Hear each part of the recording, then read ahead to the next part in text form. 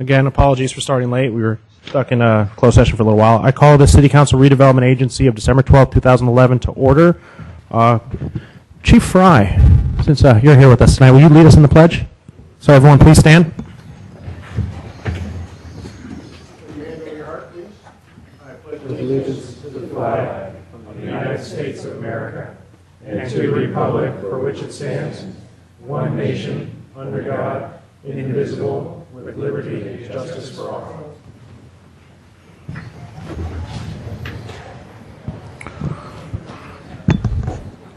All right, Mr. Maltby, as I mentioned earlier today, I would like to move, for changes to the order agenda, I'd like to move item 4 till after the 8 o'clock hour, if that's okay. Okay. Moving on to item 3, Mr. Rubin's report from closed session. There's no report from closed session. Okay, jumping to item 4, going to item 5, public comment. This is for persons wishing to address the City Council on matters not on the posted agenda. I don't have any speaker slips for general public comment. Are there any? Okay. Moving on to item number 6, approval of consent calendar. Consent calendar items are considered to be routine and will be enacted by one motion. There will be no separate discussion on these items unless members of the council, staff, or public request specific items to be removed for separate action. Do any council members wish to remove any items? Nope. Can we have a motion? Mr. Mayor, make a motion to approve the consent calendar items 6A, B, C, and D. Is there a second? I'll second that. Madam Clerk? Councilmember Vasili? Yes? Councilmember Grocott? Yes. Councilmember Lewis? Yes. Councilmember Royce? Yes. Mayor Klein? Yes. Moving on to item number 7, reports to council. Mr. Maltby, we still have none? Yeah, no reports this evening, Mr. Mayor. Okay, moving on to new business, item 9, public hearing. 8A, public hearing on 2012 solid waste rates pursuant to Proposition 218 and approval of resolution adopting proposed 2012 monthly solid waste rates. Mr. Mora. Thank you, Mayor and members of council. I believe we have a PowerPoint. Okay. As the council knows, once a year we come to the City Council to talk about solid waste rates, and tonight is the Proposition 218 hearing for the rates that will be effective on January 1st, 2012. To go through real quickly the rate setting process, as you know, each year the City Council is asked to set solid waste rates, and these rates cover both commercial and residential service, and they reflect, or they're set by cart size and container size and service. In terms of roles, the SBWMA role is to review each contractor's compensation application, as it's called, each year, and develop a recommendation for the SBWMA board's review and approval.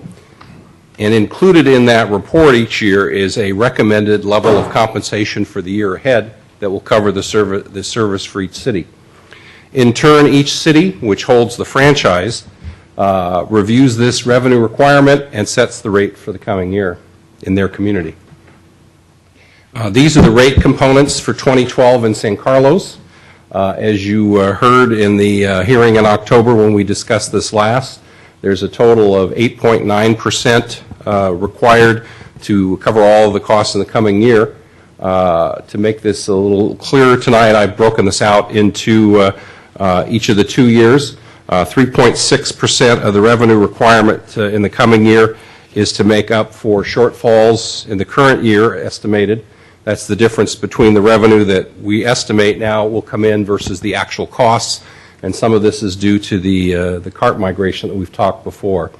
In the coming year, there's a need for 5.3% in revenue, and as you can see, there's a number of factors there. The first factor, net revenue collection at 2011 rates, actually shows a credit of 2.7%, and that is because, as you know, in 2011, you raised the rates to also include the Allied Balance Account, so there's a slight over-collection, if you want to call it that, in the coming year. We also see increases in the contractors' costs and disposal fees. On the other hand, there are credits for agency fees, which staff went through and cut by 1%. We also have a credit for the so-called organic pail containers that were bought in 2009. And then there's a franchise fee on the revenue adjustments. This is a slide that you saw last time. It's been updated. This shows cart migration in San Carlos. This is actually a little bit less than in the other cities, and the reason for that is because San Carlos started the organic service 2 years ago, where the other cities started it January 1st of this year. but nevertheless, you see there's significant movement from the 64 and 96 gallon categories where ratepayers pay slightly more than the cost of service to the 20 and 32 gallon categories where the ratepayers pay less than the actual cost. And you'll see in the table on the bottom, we compare the actual cost of service, which ranges from $38 for a 20-gallon container to $56 for a 96-gallon container, compared to the proposed rates, which range from $17 to $88 per month. So you can see that at the two lower cart sizes, those are heavily subsidized, and the city loses money, so to speak, on those, and the two higher cart sizes where the city is actually charging in excess of the actual costs. This is a slide that shows the total, the options that you looked at in October for rates. Staff gave you three options. The so-called partial rate option, which is the option the council voted to here tonight, 5.3%, which covers the 2012 costs but not the 2011 costs. You also had the option of raising rates 8.9% effective January 1st, which would have covered all costs. Or you could have delayed it 1 month, February 1st, which would have been a rate increase of 9.65%. In addition, the proposed rate increase also includes an increase of the so-called unscheduled services or attachment Q by 1.67%, which is the annual or the actual cost increase in the coming year. We also talk in this slide about the rollover. One of the things that's different between the Recology contract and the one with Allied Waste and Republic is that in the Allied Waste Republic category or contract, you could roll over the difference in rates for 10 full years. In other words, it was sort of an IOU, if you will, that you could keep rolling with interest. The Recology contract is very different. You can only roll over the difference once. And once you roll it over, it has to kick in the following year plus interest. So in this instance, because the council is suggesting to roll over 3.6% next year, or when we set the rates for 2013 next year, you'll have to account for the balance of 3.6% plus interest at the rate of prime rate plus 1, which is around 4%. In terms of the rate noticing process, the Prop 218 notices were sent out after your meeting in October, towards the end of the month, for the rate hearing, which is tonight. We received, according to the city clerk's office, 43 rate protests as of 5 p.m. today. That's slightly higher than last year, where I think we received around 28 to 30 rate protests. However, that is not a majority of the property owners, so the council does have the ability to adjust the rates tonight if you wish. Some other things the council asked about last time that we've also added to tonight's report. First of all, you wanted to know how the new services are working, and so we have some charts for you. This is a comparison between last year and this year, between the Allied service and the Recology service. We had predicted a couple years ago in 2007 when we asked the council for approval to go out to RFP and to increase the services or enhance them, that we might see an increase of 10 to 15% in recycling. You can see that across the 12 agencies we've done much, much better. Recycling is up almost 30%, compost is up 33.5%, and garbage, the amount of material going to Ox Mountain, is actually dropped by almost 18%. That's significant because originally Ox Mountain was projected to be full by around 2020, the end of our contract with them, and because of the amount of recycling that we're seeing, the life of Ox Mountain will probably be longer. Similarly, we show that the amount of diversion, actual material that is not going to the landfill just in 1 year, has jumped by over 10%. If we look at the results just for San Carlos, we see similar results. Recycling is up 23%. Composting is up not as much, 9.5%, but garbage is also down 17%. And the reason that I put the asterisks here is that we saw jumps in recycling for the last 2 years, and that's because, again, the council decided to start the food scraps and organics weekly program 2 years ago. So a lot of the jumps that we saw in 2009 and 10 were jumps that were not seen in other cities. It also explains, I think, the reason that our diversion rate in San Carlos for single-family residential is even higher than it is in other cities. In 2011, it is all the way up to almost 69%, which is quite remarkable when you consider that only a few years ago we were under 50%. That's only for residential. I should mention, though, our numbers for commercial are under 30%, and our numbers for multifamily are under 20%. So obviously we still have a lot of work to do in those categories. And then the council asked last time for staff to talk a little bit about multi-year projections and what we see in the future. And there's a couple things that I can share with you tonight about that. Talking to Rethink Waste, they still believe that by the 2014 rate year, we'll begin to see rates flatten out. And that's in part due to the fact that some of the one-time issues like the Allied Waste balance account will be paid off, as it notes here, by September of next year. The collective bargaining agreement with the Teamsters that was passed last year just before we switched contractors ends in 2013, so that will no longer be a factor. We'll now switch over to the index. And we also expect that the cart migration, which has been a challenge in San Carlos and all the other agencies the last year, we're thinking that by 2014, hopefully it'll flatten out a bit. So we think that rates will start to moderate at that point.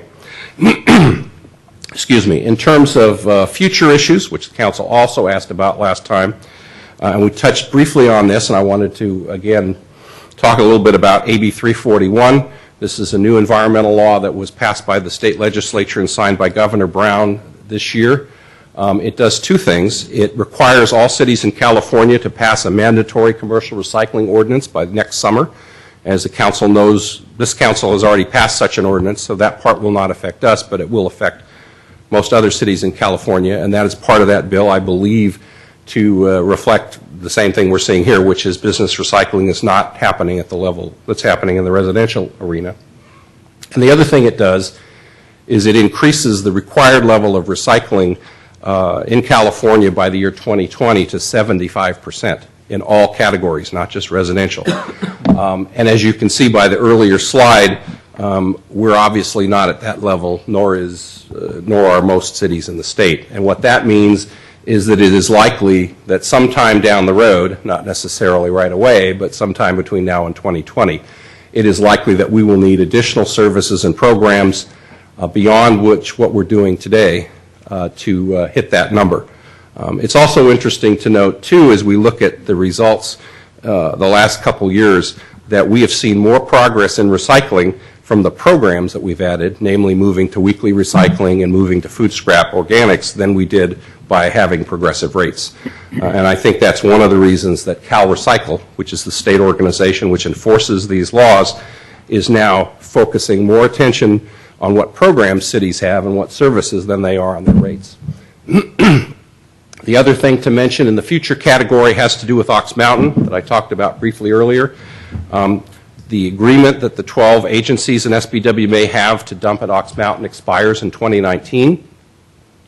And the reason that that's significant is back in 2005, I believe it was, the SBWMA agencies and Allied Waste, which owns Ox Mountain on the coast near Half Moon Bay, entered into an agreement where we get the so-called most favored rates or the cheapest rates of any of the agencies at that landfill.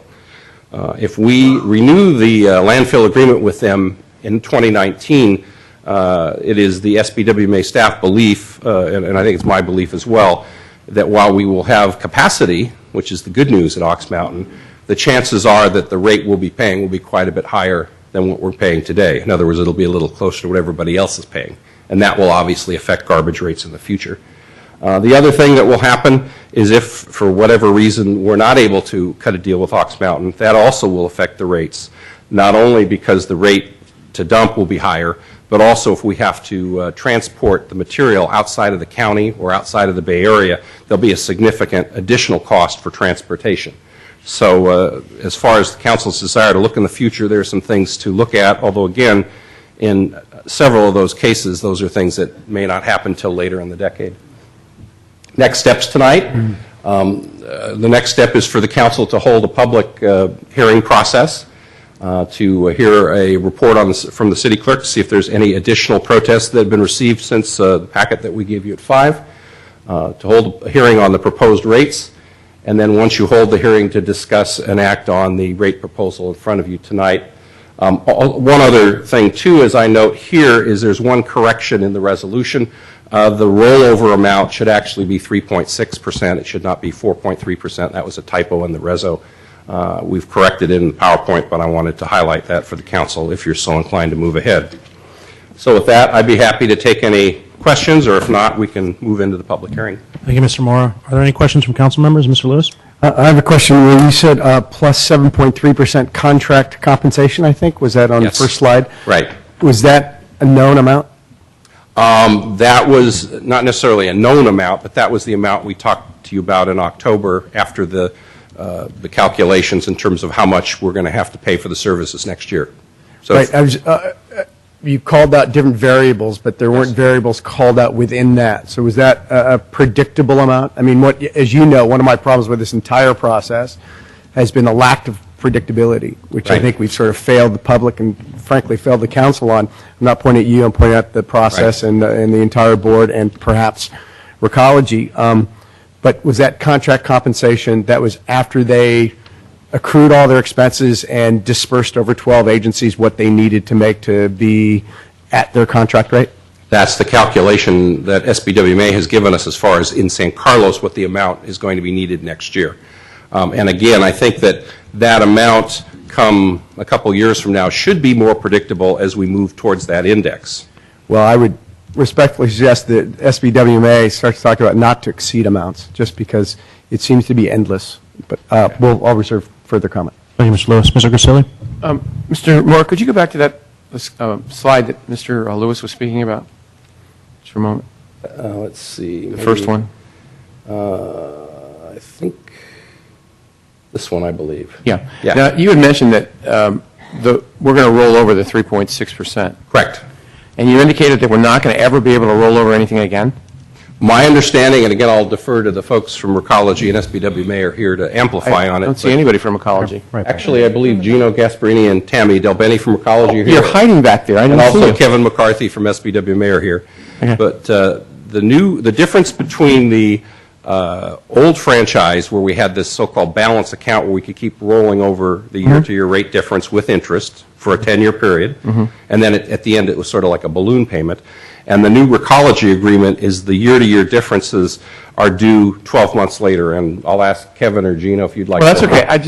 I understand Okay. that. But, Okay. and so are you telling me then, let's assume this is next year. Just Yes. humor me. Okay. It's next year. Any of those bottom costs, we can't roll any of that over. My We can't roll anything over. My understanding is that the 2011 reconciliation you can't roll over, but the bottom part you can roll over. Is that a fair? Year. Well, don't do that for to me. Come on up. Sorry, Kevin's Kevin. kind of, Sorry to put you on the spot, Kevin, but you're welcome. There'll be a pop quiz for the public afterwards, so look forward to that. Kevin McCarthy, Executive Director of Rethink Way. So a couple of things. There's an annual revenue reconciliation process. So the 3.6 number is an estimate of the revenue shortfall for 2011. The way the contract works is by March of each year, we get a report with the actual revenue from the prior year. So we'll know in March what the final number is.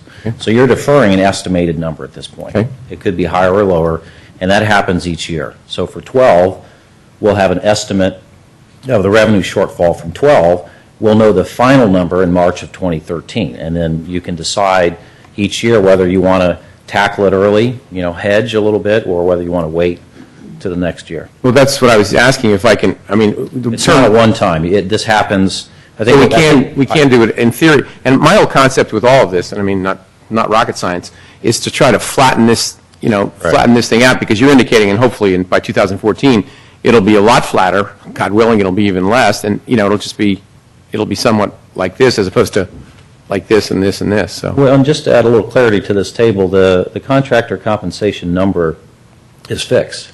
That's the number. Okay, so the pieces up here that are variable, that are estimates, are the processing and disposal fees and the franchise fees. We don't know the actual revenue that's going to be collected.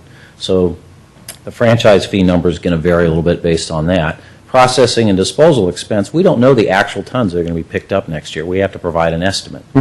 So the lion's share of those of the numbers that make up your revenue requirement are fixed. And so that's what we told you 4 years ago. We're staying true to that. What we can't control is we have these collective bargaining agreements that go through 2013. We're recognizing the actual wage and benefit rates in there year over year. We can't control them in terms of the benefits.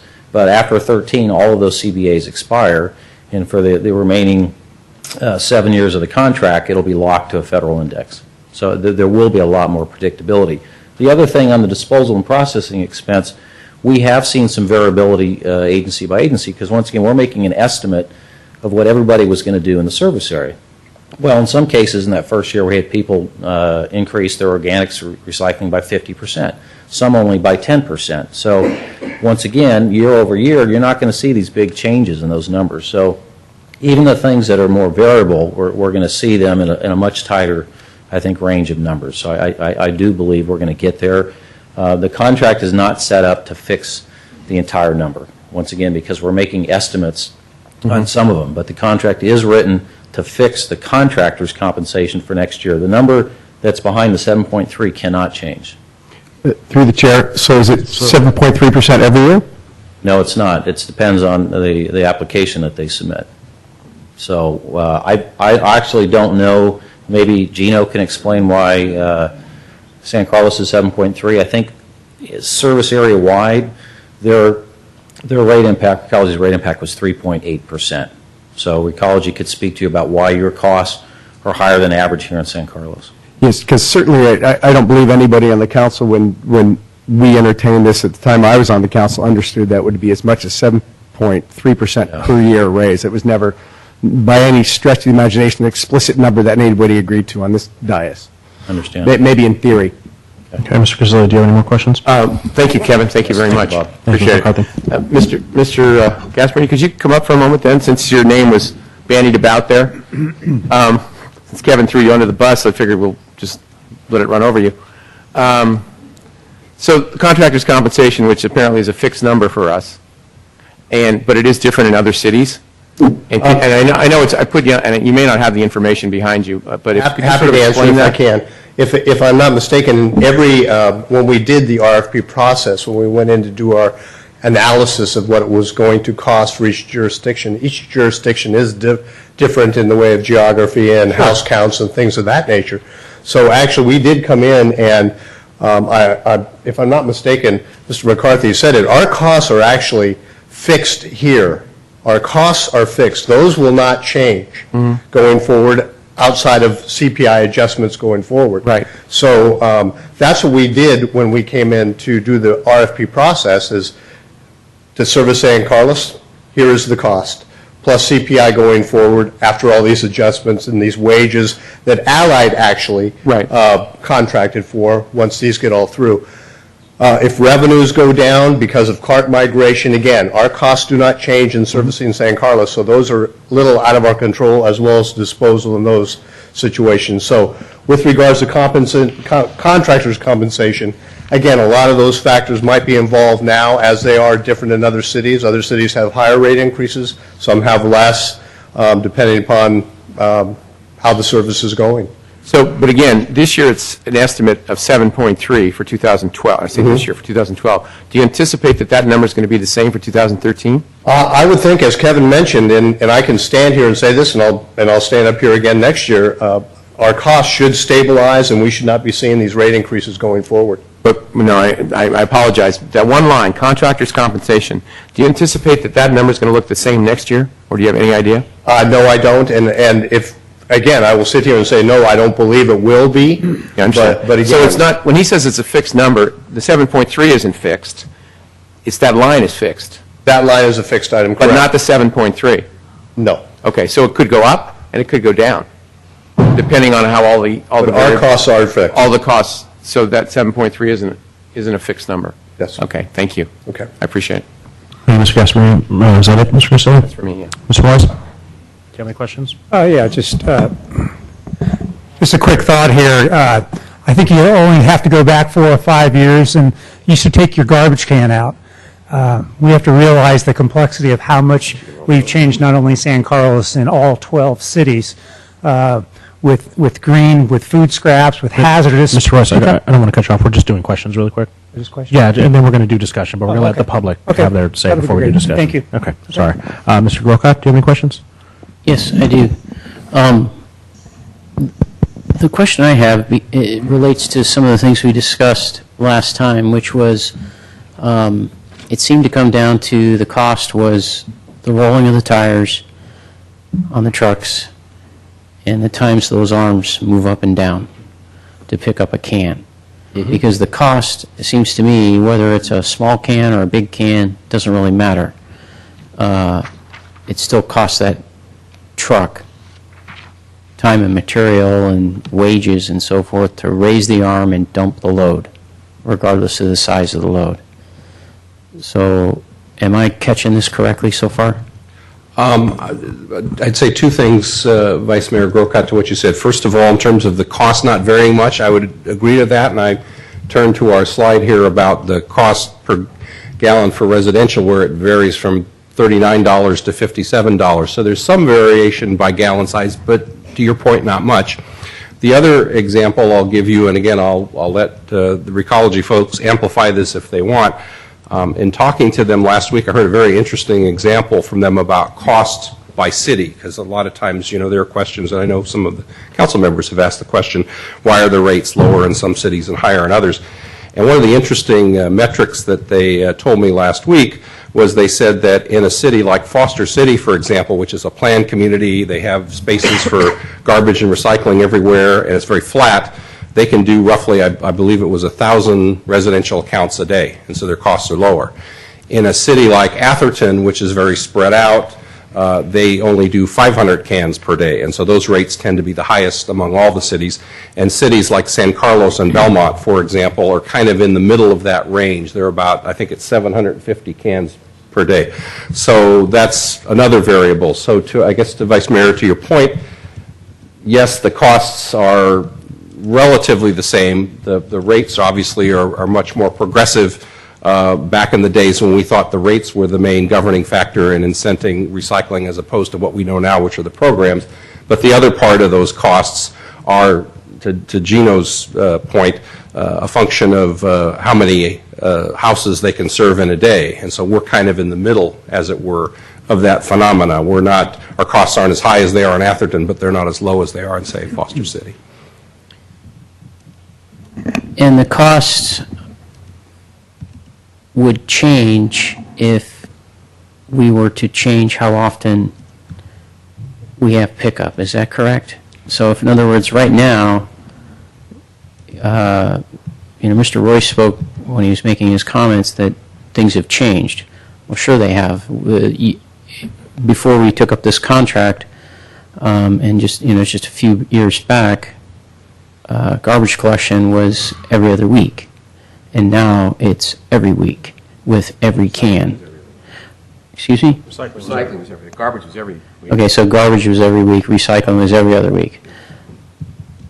Suffice to say, now we put out all our cans every week, and you have different kind of trucks coming by to pick up all those different items every week. So if we were to come up with a plan where we picked up things every other week, or at least some of those things every other week, it would affect the cost, and the cost would go down for Recology or SBWMA, and so our rates could go down? There's a couple pieces to that, and I know we talked about that a little bit. First of all, you're right in that as you add services, the costs obviously go up. We're contracting with a private company. A good example was in 2009 when this council voted to do weekly food scraps and organics, and we raised the rates. I believe the cost was $2.66 per month per can, which was the cost for that particular service going from every other week to weekly. So there clearly was a cost increase.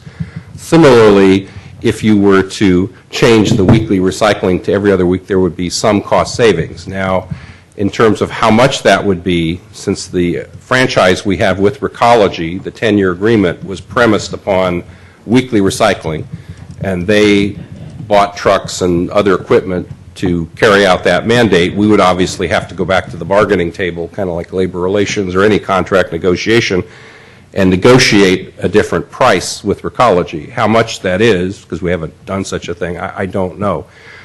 The other thing to keep in mind, though, is that, and again, I'm sure as the council recalls, back in 2009, this city was not yet at the 50% recycling requirement of the state, the so-called AB 939 requirement.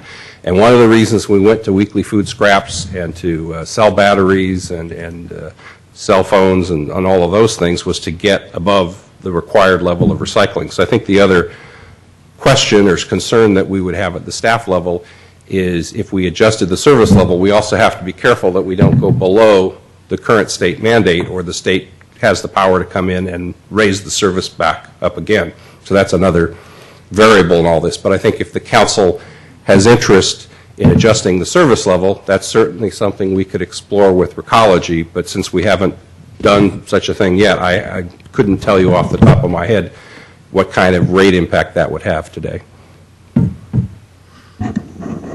So, did that answer your question, Mr. Grocott? Okay. The only question I have was triggered by Mr. Grocott's question about it costing the same amount of money by the arm, and you listed other variables, but isn't one of the major variables tonnage? Yes. So if you have a 98-gallon can and a 20-gallon can, it'd be safe to say that the 98-gallon can of trash costs more than the 20-gallon Yes, can. and you Okay, can well, see- no, I mean, you just never Yeah. said that as that being another variable, is the fact That's that the more absolutely tonnage correct. there is, the more cost. That's correct. And also to, Mayor, to your question, a lot of it, too, is a function of how many commercial accounts and residential accounts you have in each city. Okay. Yes. Well, I think we're done with questions, so thank you, Mr. Moore. Madam Clerk, do you have to report the... Mr. Mayor, before you tonight is one additional letter for a total of, I believe that brings it to 44. Okay, thank you. So we are going to open the public hearing, and I have only 3 speaker slips. After we get done with these 3, if you would like to speak as well, feel free to come up and fill up a speaker slip after. We're going to start for 2 minutes with public comment. We have Gordon L. Deegan, followed by Maria Steck, followed by Ken Boya.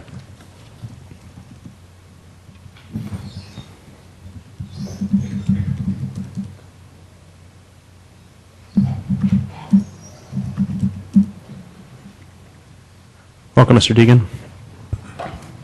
Mr. Mayor and council members, I just have a few comments. I am Gordon Deegan.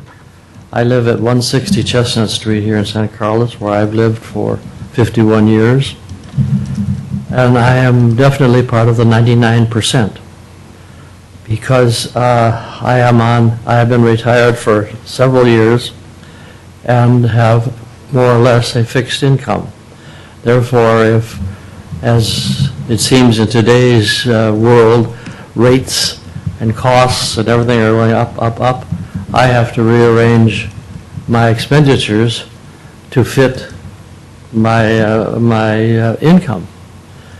And that is sometimes a hard thing to do, because after all, we live in a middle-class community where we would like to maintain our standard of living. I am rapidly approaching my 87th birthday. I live alone, and I have no possibility of supplemental income, because at my age I don't find employment seeking me anywhere. As far as the collection is concerned, my total garbage in a week, not considering my refuse from the yard, fills roughly a brown paper shopping bag. As I live alone, I don't have much refuse at all. So I'm hoping that somehow or other we can get a cap on these increasing rates, increasing costs, that keep some of us from enjoying some of the joys of life. Thank you very much. Thank you very much, Mr. Deegan. Next, we have Maria Steck, followed by Ken Boya.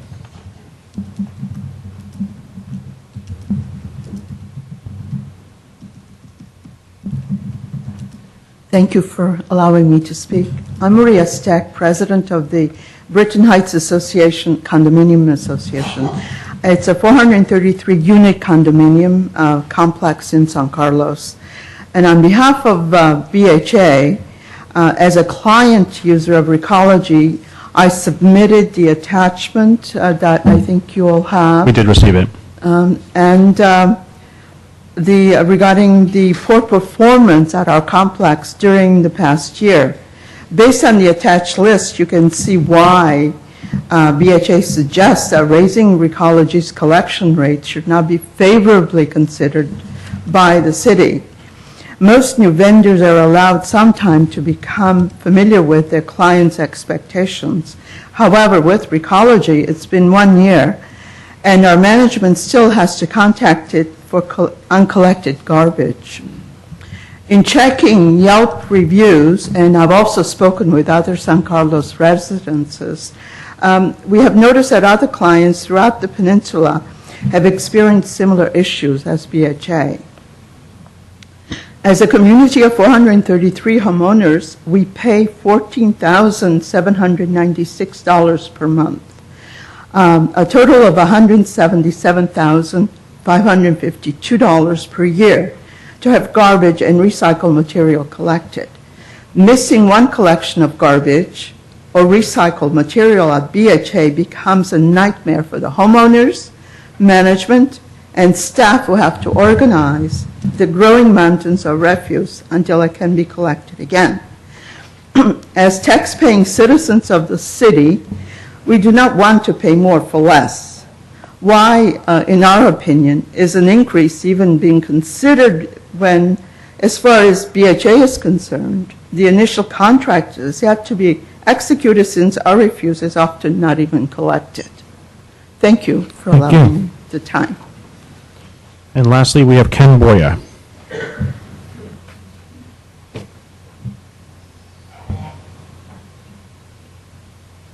All right, thank you for the opportunity to speak with you. Upon receipt of your letter, I wrote a letter dated November 9th and sent it to the city clerk. I own a 9-unit apartment building on Melody Drive. I've had it for 25 years.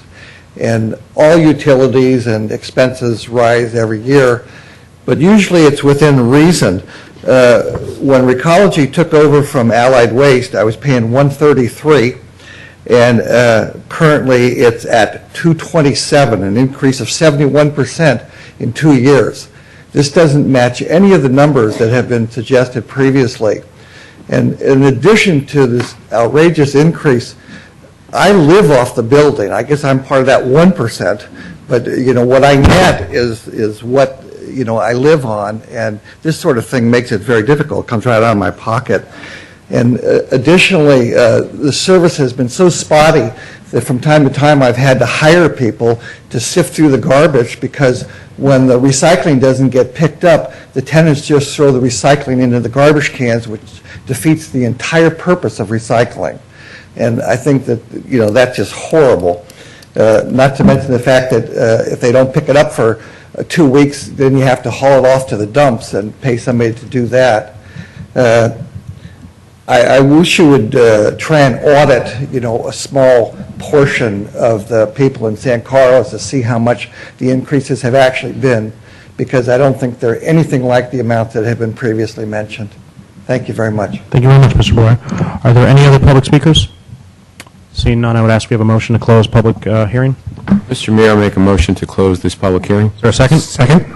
Madam Clerk? Councilmember Grisilli? Yes. Councilmember Grocott? Yes. Councilmember Lewis? Yes. Councilmember Royce? Yes. Mayor Klein? Yes. Okay, we will move to discussion. And Mr. Royce, since I cut you off, you can start us off. I'll just make it real short here. What I was talking about is all the change that the people of San Carlos have dealt with garbage, and it hasn't been a smooth ride. I mean, the first 6 months of service was fairly rough, and my main point is there's still some fine tuning. We're talking about what it's going to cost.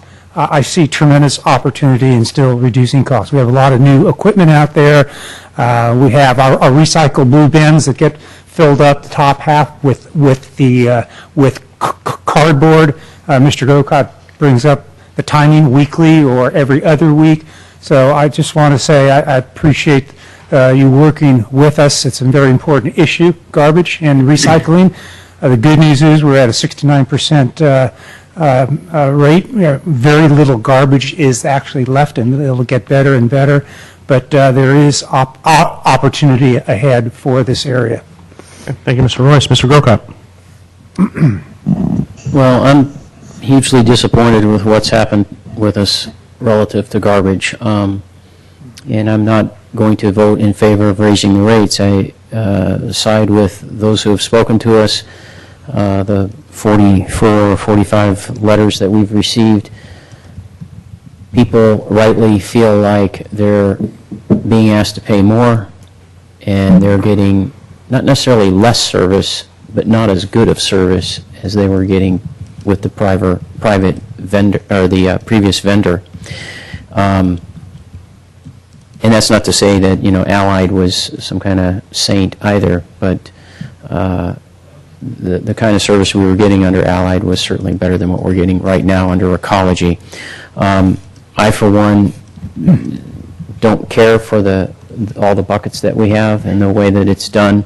It's unsightly in our city almost every week, because no matter what part of town you go to, you see 4 or 5 garbage cans at every household, or if you go by multi-residential, like in the area of town where I live, you can see up to 20 cans in front of a place. It's really hard to do in those circumstances, because the garbage cans are competing with the parking that people are trying to maneuver at that, in the evenings when people are putting out their cans and then people are coming home from work and trying to find a place to park.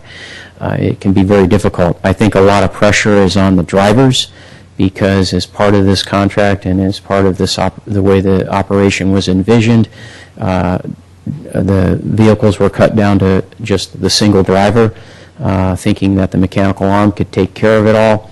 And what happens, and part of the reason people are feeling the lesser quality of service, is because with the one driver, he or she is trying to go through, pick up the garbage. If he doesn't quite make it, or if people haven't put out their cans in just the right way, that driver has to get out, adjust the can, get back in his vehicle, and then pick the can up. It's a lot of pressure on these workers, and that's why when they miss a can, or they put it down and it falls over and it's not quite empty and the garbage ends up in the street, it's not that that driver doesn't care, it's that that driver doesn't have time to care. And so I think the whole operation, in my opinion, while we're going to move forward tonight on rate changes, obviously, I'd seen in the paper where Terry Nagel, mayor of Burlingame, had asked for an audit, and I think she was talking about a financial audit. This council member is not asking for a financial audit so much as I think we need to be looking at an operational audit. One of the other things I notice in the part of town where I live is the Recology trucks run through just about every day of the week down my street. They're either going down there for a business run, a single-family residential run, or a multifamily residential run. And if wheels on the ground and arm lifts is what is driving the cost, I think an audit of how they're doing their operations, and especially on how many wheel runs they really need to be doing, that needs to be done, and that could possibly affect what we're calling cost of service. So again, I'm going to vote against this. I do think we're moving forward. There are some things we need to look at. All right, thank you, Mr. Grocott. Mr. Lewis. Quick question for staff. I thought when the public spoke about an independent audit for billing, is that done? It seems like a good idea, and I did receive the bill that he sent to council, and it didn't reflect. I mean, there may be other variables I'm not aware of, but it certainly didn't reflect a 10% change. I was just going to say, if the gentleman afterwards will either give me his address info or perhaps the Recology folks, we can take a look at his account to see what happened there. I haven't really heard much in the way of that in terms of complaints. I'm curious myself as to what might have happened there. Well, thank you, Mr. Moore. But the other general question is there any setup for independent auditing of just, like a consumer bill auditing that you're aware of? I don't know that there's specific auditing of the bill, although I'll defer to SBWMA and Recology, but I do know that we certainly audit the costs, and we also audit the number of pickups and missed pickups. All of that's engineered on the truck, and we get monthly reports. I don't know if either Kevin or Gino would want to add anything to that. That's okay. I guess what let me make a suggestion that on the SBWMA board, perhaps consider a consumer level audit periodically of both maybe a bill and a service audit, because I think that typically is the complaint that we get, and obviously in any agency you tend to get more complaints when things aren't working well than some of the things that are going right. But I do think it's fair to say that that's one way that we can take sort of some benchmark testing. We do it in other departments between different cities, and I think that certainly giving that some of the I'm going to call it vague financial numbers that we get from time to time, certainly with projections, that would be a good thing to do. It would help council members, it would help the public, it would help credibility across the board.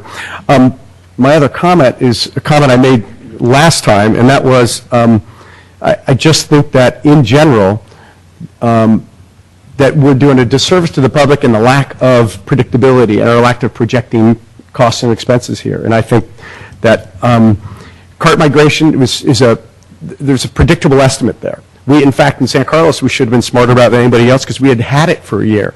So not only could we have predicted X amount, but maybe had an estimate we were working from as opposed to no numbers whatsoever and now just increases. And it makes everybody look bad. The collective bargaining agreement, that's also an estimate that should have been in these expenses because we know what that is. And it's going to come up with a new bargaining agreement in a couple of years. But it should have been in the projection. I mean, I guess I'm in the business of projecting costs across multi-million-dollar projects over a number of years. So I don't think this is that difficult. The other thing is the Allied estimate. I think we should have been, if we be working off a cost comparison estimate. Here's what we told the agencies. Here's what we thought was coming. Here's what is coming. And I'm not sure that we're actually doing that very clearly. We're sort of, it seems like a lot of these numbers are catching certainly the council by surprise, if not the SBWMA. I don't doubt the fact that you guys are working diligently and honestly toward trying to get these numbers into the right place. But I do believe that we're doing a terrible job of communicating between agencies and to councils and from councils to the public about what the costs are, because I think when I look at them and I say, when are they going to stop, and I can't answer that as a councilman, it puts everybody in a bad position. So we need to get on top of this quickly. As much as I'm inclined to vote against it, like Mr. Grocott, I think that we've entered into this deal with a 12-city agency. We need to get the costs under control. I agree with Councilmember Royce that there are cost-cutting things that we have to look at because this is not tenable year in and year out. One more question. For fixed income people, have we allowed any remedy in our agreement for people on fixed income?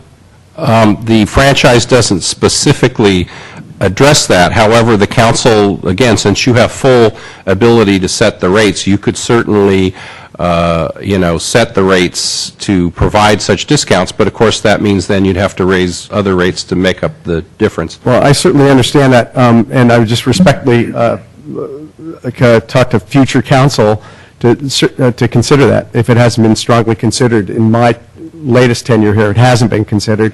When you get letters from people on fixed income, your heart goes out to folks that have no remedy for more revenue in their lives.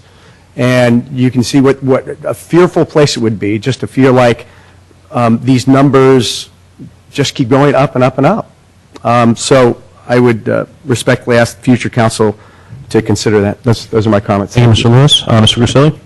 I had a couple of questions again. I'm sorry, Mr. Mora. In the Allied contract, was there a penalty for a certain amount of non-pickups or things like that in the past contract? There were some penalties, but I think it's fair to say that there are more performance incentives and penalties in the Recology contract than in this one. And I'll also say that, and again, I don't mean to disagree with council members, but there were some comments made about the performance of the two vendors. And as one of the two people in City Hall who gets the complaints, I can tell you that we certainly got many more complaints about the Allied service than we have about Recology. But there are penalties that the SBWMA could levy against Recology if there's a certain amount of things that they aren't doing. Not only can we levy them, we do levy them. And again, we have a lot more ability to levy what's called liquidated damages against Recology. The reason, by the way, Councilmember Grisilli, we didn't have as much ability to do that with Allied is that it was a much older agreement and we didn't have the sort of controls we have today. So it's a much better situation. And they can't, and again, just to beg the question, but they can't necessarily make it up then, and they can't add it back. That's if correct. They get penalized. Okay. That's correct. And the other, to speak to Councilmember Grocott's comment and I respect your opinion of voting against this, but it's a little bit disingenuous because, let me ask the question again. If we do not raise the rates, the city's general fund pays the money. That's correct. So the money is being paid. It's wonderful to sit here and say we're not going to raise the rates, but we're still going to pay. So somebody's paying. The citizens are paying, one way or the other. I want to make sure everybody understands that. That's because correct. it's coming one way or it's coming the other. So it's a little disingenuous to say, well, I'll vote against it and I don't want to raise this. Well, nobody wants to raise this. Nobody would like to do that. I think that's, but the thing is, it's pay with one hand, pay with the other. It's going to get paid. That's right. So, I think that Recology has, I think the difficulty is, honestly, is garbage pickup is basic, in my opinion. It's a basic service. But if you go back 3 years to what our garbage service was then and what our garbage service is now, it's hugely different. And I think the issue is that I get a bill and I go, well, they're picking up my garbage and it costs me more. But I've got a whole array of different things that whether they're right or wrong, that I'm getting that I didn't have before with the recycling and with the composting and all the rest of it. And I think that's the difficulty, as you mentioned, Mr. Lewis. I think that the information getting out to the folks, to the public, is extremely weak, and that has to be emphasized, that a lot more service is being provided, and there's additional cost to that. So anyway, I made the motion last time, and I'm not trying to make a motion now.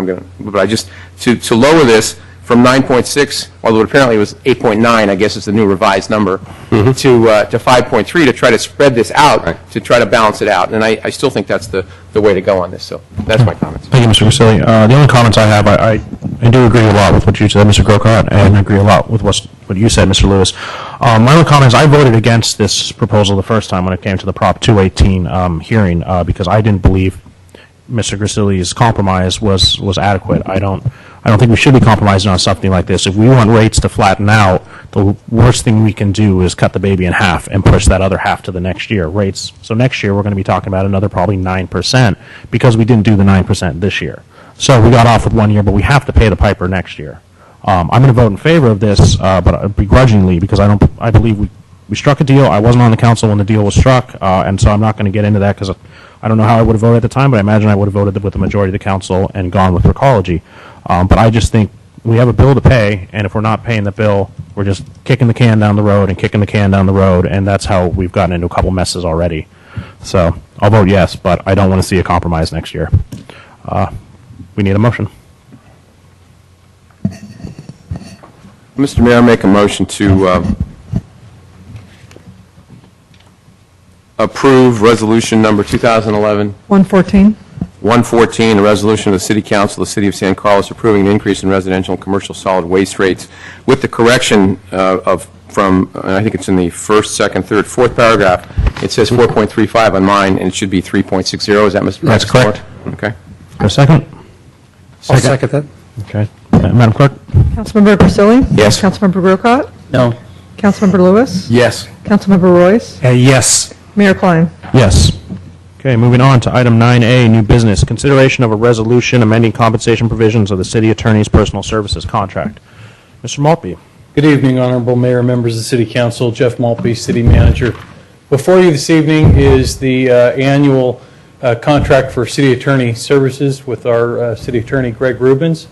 Mr. Rubens was appointed as city attorney by the City Council in 2008, and every year subsequent has received an annual performance evaluation. Last month, the council conducted such an evaluation of Mr. Rubens and found his service to the city to be very high. And after 3 years, he was hired in 2008 with a retainer of, I believe, $9,000 a year.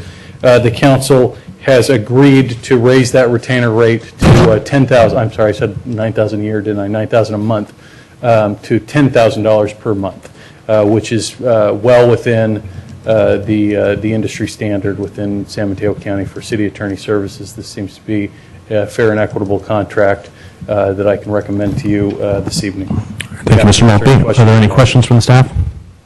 No. Seeing none, do we have any public comments on item 9A?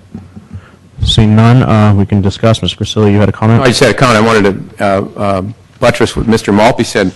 Mr. Rubin's, his original retainer fee in 2008 was $9,000. So it has not changed. Is that correct, Mr. Maltby, in 3 years? That's correct. Okay, I just want to make sure that we put that on the record. Okay, anyone else have any comments? Seeing none, we'll entertain a motion. I'll make a motion, resolution number 2011-. 115. This is a resolution of the City Council of the City of San Carlos amending the contract for personal services of our city attorney. Second. Madam Clerk? Councilmember Grisilli? Yes. Councilmember Grocott? Yes. Councilmember Lewis? Yes. Councilmember Royce? Yes. Mayor Klein? Yes. Okay, well, we are done with that part of our meeting. We are going to move on to the presentations and reorg, but we're going to take a couple-minute break here. So, Mr. Maltby, can you kick open the doors? There's a murmur, so I imagine some people want to come in. Thank you.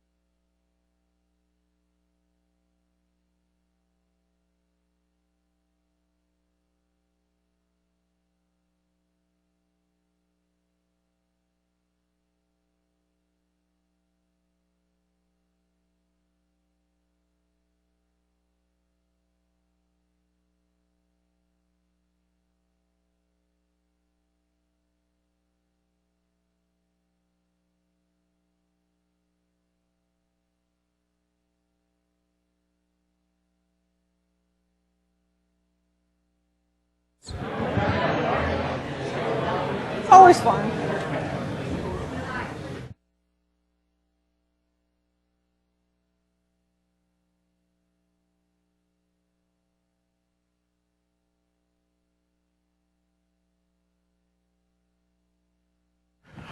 We will be starting our presentations. We moved item number 4 to right now, so we have council communications and announcements. Do you have any, Mr. Lewis? None.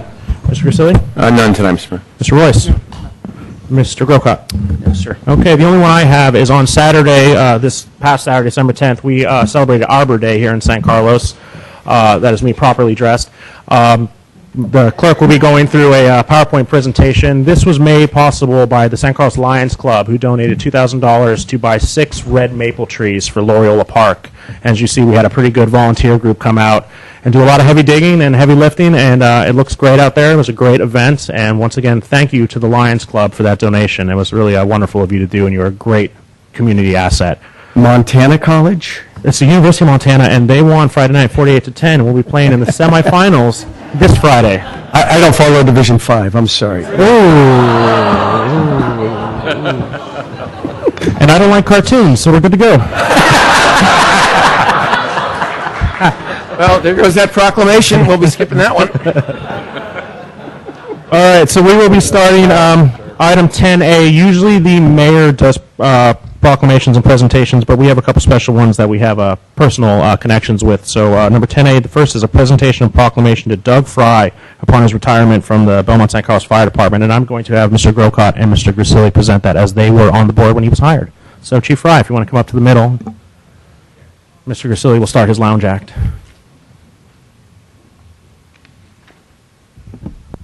It's on. Terrific. So, as you may or may not know, Doug Fry was the chief of the Belmont San Carlos Fire Department until it was dissolved this past year, and now he's the interim chief in Belmont. And 36 years? 36, yeah. 36 years with the entity, so to speak. And all the way up, every job that was there, he worked on. So it's an honor to proclaim or give him a proclamation for all the heavy dedication and the work that he's done for our city. So I'll give this to Mr. Grocott, and I can hold it for you. There you go. I don't know if you want to read it all, parts of it, yeah, or all of it. Well, we'll look at part of it here, Okay. yeah. Some of these whereases. It reveals some things that some folks may not realize about Chief Fry.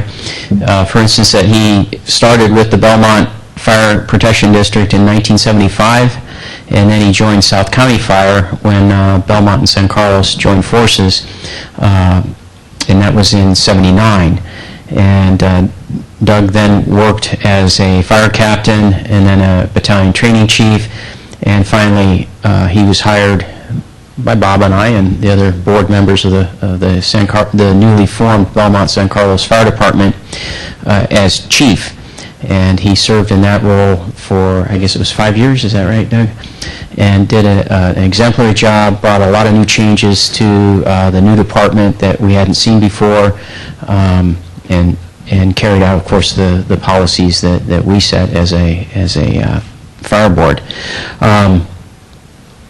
So Doug had a 36-plus year record with us, or career with us, and Doug, we just want to appreciate so much the service that you gave to the two communities, and especially to the city of San Carlos. We thank you very much, and we wish you the best in your years of retirement. Thank you.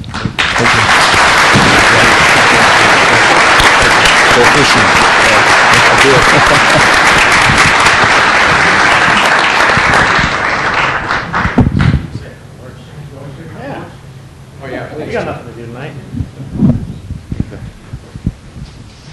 Where should I start? Let's see, I just want to say it's been an honor and a privilege to serve the city of San Carlos for the years that I was here, and opportunities to do a lot of different things and to take an organization to a different level, and a well-respected organization, and I couldn't have done that without the support of the council and the fire board.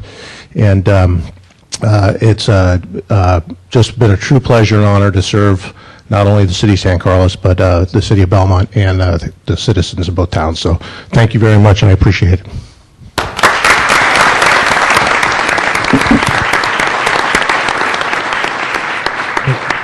Okay, next up we have Councilmember Lewis for a presentation of a proclamation to resident and World Series champion Daniel Descalso.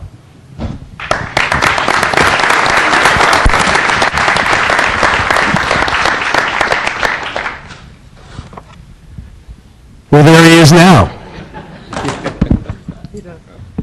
Well, and Daniel, if I start with you, I'd like your family to be able to come up and stand up here with you. If you can the Descalso clan or family, please come on up, stand over here. Let's you and I move over here a little bit. Hi, Natalie. Yeah, at least we have part of the family here. So it gives me, thank you, Mayor Klein, for allowing me to do this. Daniel is one of these guys that grew up in this community that is sort of a shining example of what can happen in sort of small town America if you work hard and do things the right way. I am going to read the proclamation just because of all the accomplishments.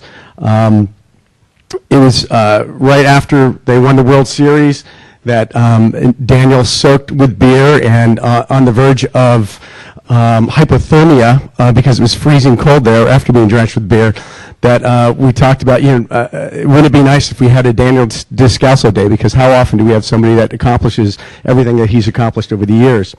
And I also had the pleasure of being at spring training with Daniel the day he made the squad this year in Port St. Lucie, Florida.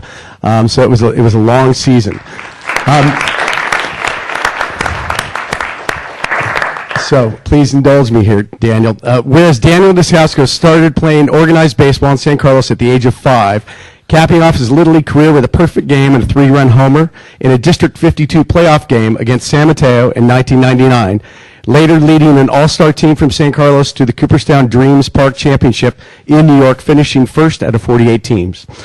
And whereas Daniel Descalso went on to play Babe Ruth League, leading the Belmont 14-year-old All-Stars to the Babe Ruth World Series in 2001, started in both football and baseball at St. Francis High School, and was an all-CCS selection, was named to the California All-State, and has the WCAL MVP in baseball and San Francisco Chronicle All-Metro team in football.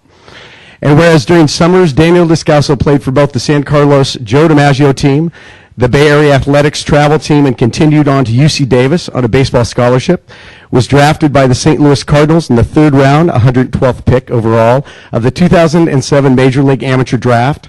By the end of the 2010 Major League season, he was brought up for the last 11 games with the Cardinals.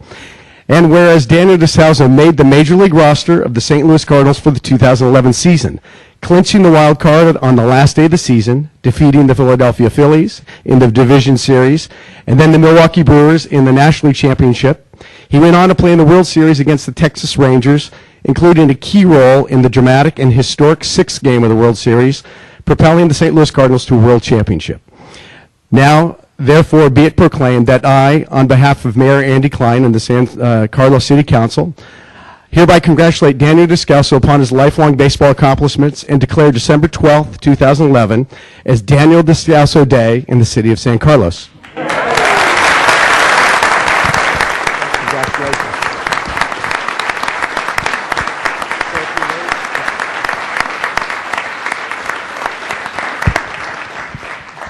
Wow, it's pretty special.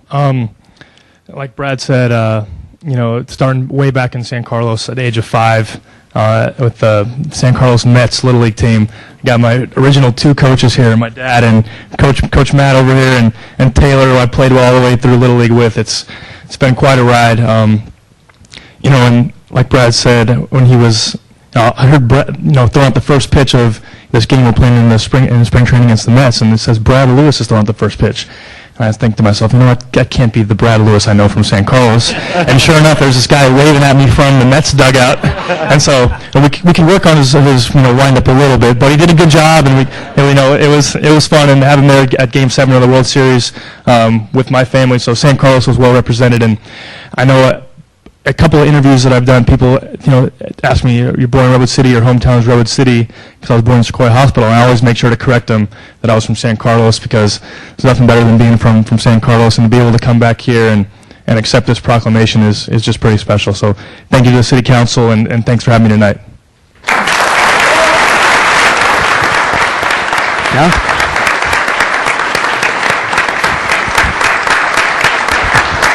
We also have something that only goes to a resident of San Carlos, and that is the city coin. So that's why the only reason Doug Fry didn't get one, because he's not born and bred San Carlin, but we also have a city coin. And any words from the family tonight? Coach George, coached them all since he was little. Natalie? All right, well, everybody, it's Daniel DeScalzo Day. Mark it on your calendar, all right? Congratulations, Daniel.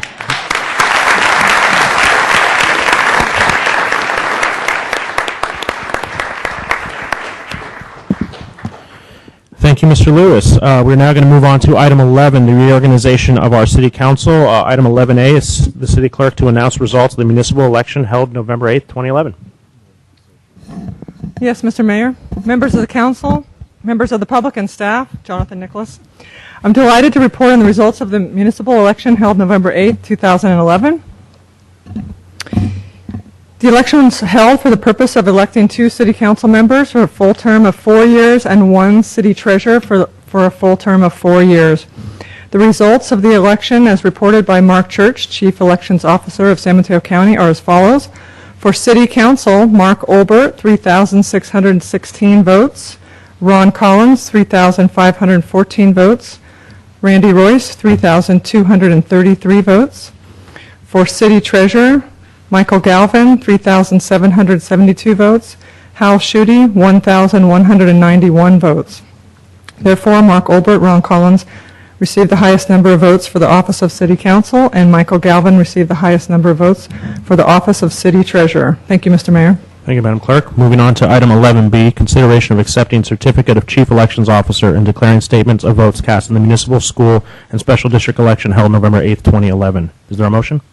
Mr. Mayor, I make a motion, resolution number 2011-116, 116. resolution of the City Council of the City of San Carlos, accepting certificate of the Chief Elections Officer and statement of the vote cast in the Consolidated Municipal School and Special District election held November 8th, 2011. Can we have a second? I'll second that.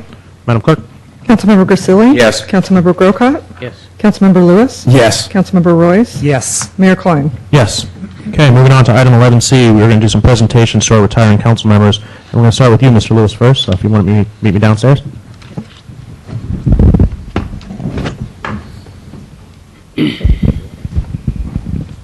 And if we can have Regina and Ella come up as well. Well, it's only one day.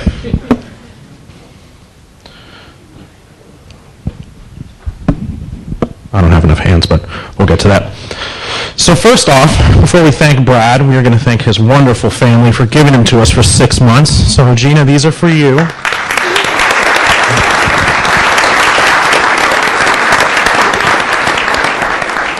And Ella, as your dad mentioned, the city coin only goes to residents, and we've only given 2 away out so far. The first was to Mayor Ahmad's family, and second to a World Series champion. So you are going to be in great company with our 3rd city coin. Thank you for letting us have your father.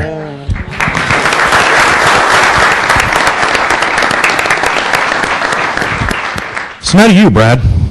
You have a wonderful congressional record. I believe Mr. Perkins is here from the Honorable Jackie Spear.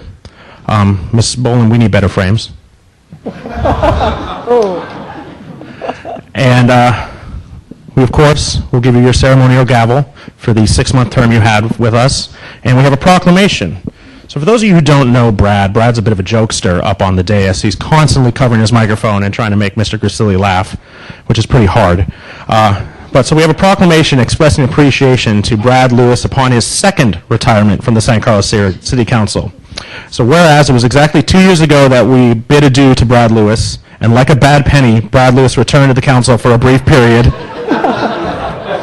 With the second coming of Brad Lewis, the city remains disappointed in his ability to maintain perfect attendance during only a 6-month term. And Brad Lewis has an innate ability to stay focused on the community's best interests during council meetings while texting, autographing Cars 2 DVD covers, and sketching characters of his next animated film. But in seriousness, during Brad's time on the council, he filled a pivotal role for the city in the midst of the untimely passing of Mayor Omar Ahmad on May 10, 2011. Brad was selected to fill a very important position during one of the hardest times in recent history of the city of San Carlos, and was selected for his experience, dedication, and commitment to the city, and for that, the city council is forever indebted.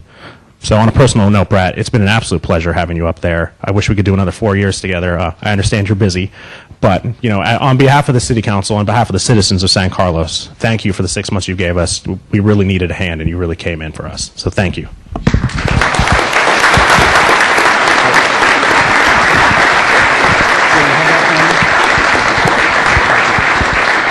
So Brad, we'll let you go up, and we'll give you a chance to chime in here in a bit. Mr. Royce, it's your turn. And I'm going to need Yvette, and I know Roger and Todd are in the back. Would you guys like to come up to be here with your father for a second? Come on up, Yvette. Actually, Monica is fiance now, so it's part of family. Oh, come on up, Monica. We're all family all the time here in San Carlos. So as said before, Mr. Royce, you have a wonderful presentation from Congresswoman Jackie Spears. Mr. Horsley is here, our county supervisor. So, Don, would you like to come up, and we'll let you give your proclamation first? I can hold that for you, Randy, or if you want to pass it on. And Randy, I just wanted to congratulate you on your fabulous career and the fact that you really assisted the city through some very difficult times. And I know from that meeting the other day at the San Carlos Chamber of Commerce and talking about what Andy talked about, the leadership that you brought to this city, you really put this city in a financial position to really move forward in the future.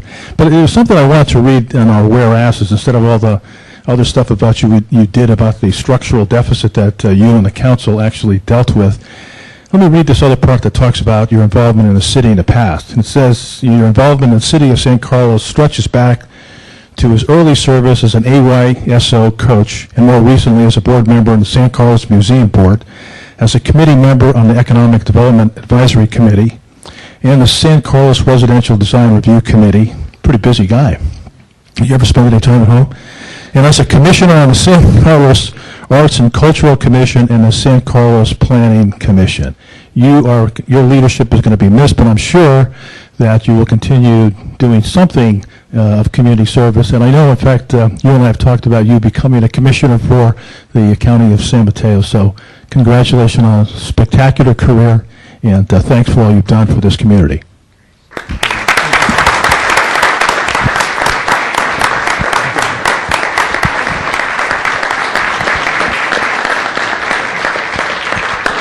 Okay, and we will start, of course, with Yvette, who has been just absolutely wonderful over the past 4 years. So this is for you, and we will be giving you the city coin, as you are the keeper of this family, and you have done an amazing job. You have 2 wonderful sons, and I hear a wonderful fiance, so well done. But you have been great to the city council. You came through and you've helped Ms. Boland out with a couple things when we had events. You have done such an amazing job supporting Randy, and without you behind him, I know we wouldn't have been able to have him for 4 years. So thank you.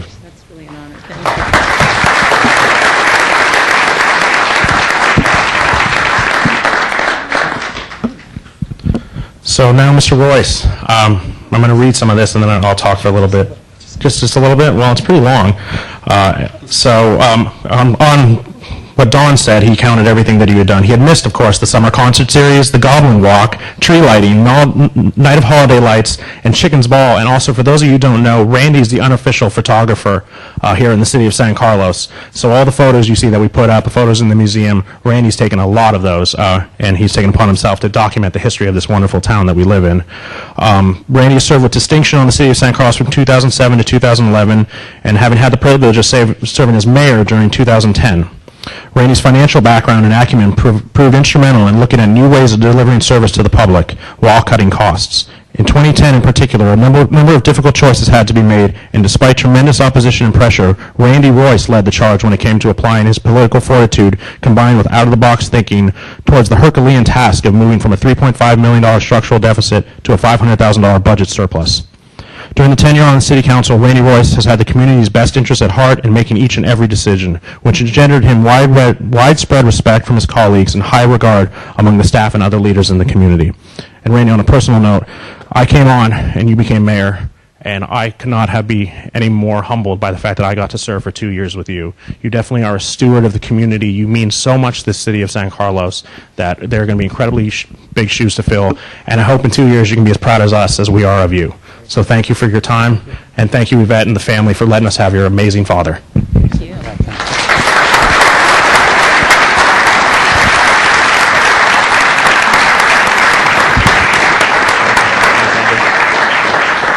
You're going to say a few words once we get you right back up there. You're not off the dais yet. Well, we have to talk about you too, Randy. Oh, no.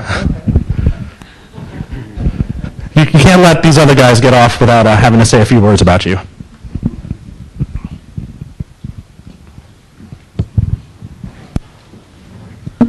So now we are going to start with the comments by council members, and we're going to start for the non-retiring council members. So, Mr. Grocott, if you have some words about the two council members we'll be losing, and then Mr. Grisilli. Well, I first want to start with Mr. Lewis. I surely appreciate you being willing to come back on board with us when we needed you, and it has been a really wonderful time. I enjoy your spirit, your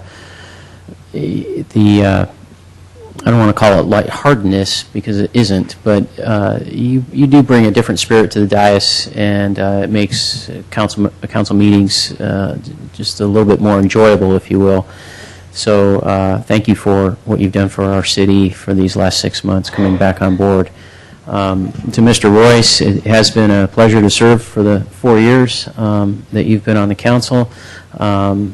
And I know you, as was said in the proclamation, you took on some big things, primarily when you first became mayor, it seemed like, when you took on a lot of these things. But of course, some of those were multi-year projects, and so there was some follow-through that had to be done. And I know you and I didn't always agree on some of those issues, but nonetheless, I think that's what they were saying. They weren't easy decisions, and they were things that you firmly believed in, and so you fought for those things. So it has been a pleasure to serve with you, and I respect you a great deal, and thanks for your service to the community. Thank you very much. You're welcome. Okay, Mr. Grisilli. I'll start with Mr. Lewis. I never liked you.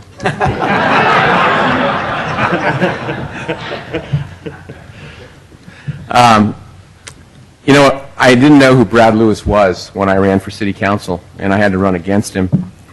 And the thing that stands out in my mind, I was down in front of the little park we have on Laurel Street one night. We were allowed to set up tables to hand out brochures running for election. And I was standing there by myself with my brochures, trying to get someone to take one. And Brad was over there with about 30 people. They all had T-shirts on. He was handing out bottles of water with his... Those are Brad Lewis T-shirts. They was handing out bottles of water with Brad Lewis logos on it. And I looked at him, and I had never met him actually until... I had met him about a month before, I think. First time ever. And I thought, I'm screwed. Pardon the colloquialism from the dais, I apologize. But as it turned out, we both ended up here, and he gave us 4 great years of meritorious service. Again, this sometimes may look easy up here. It isn't. We have to make hard decisions, and Brad always was thoughtful in the ones that he made and felt he always did the right thing. To come back, as he did in this last year, he had a major project in his personal life, his work, with Cars 2, and yet he still volunteered to come back up here. And now, again, starting a new position with a new company, he is still here doing his best for the citizens. You cannot ask for anything more than that. And over the years, of course, it was chronicled in his other proclamation that I think he got a couple of years ago about all the work that he's done over the years, the coaching. Obviously, he had a direct hand in Mr. Descalzo's reign. You're not going to take credit for that? No. Oh, okay. Dad and Mr. Buckman, there, those two. Is that right? That's the first time you haven't taken credit for something. That's good.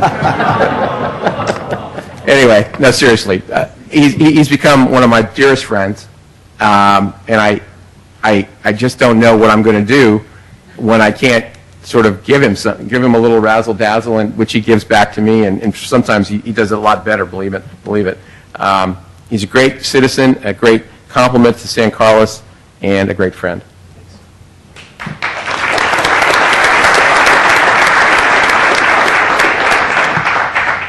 Now, Mr. Royce, who I've known for a lot longer time, and I don't know what to say about Randy Royce. If there was ever a citizen in this community that worked harder, I want to know who it is. he, as evidenced by his proclamation, by what he's done in this city over the time that he's been here, it's just amazing. I don't honestly know when he sleeps or how he could even work for HP for all those years that he did.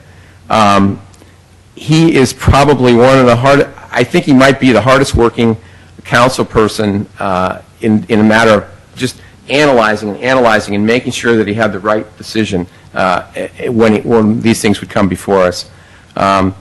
He has given his all, his personal marrow to this city. I can't say enough words, and I am proud, absolutely darn proud, to have served up here on the dais for 4 years with you.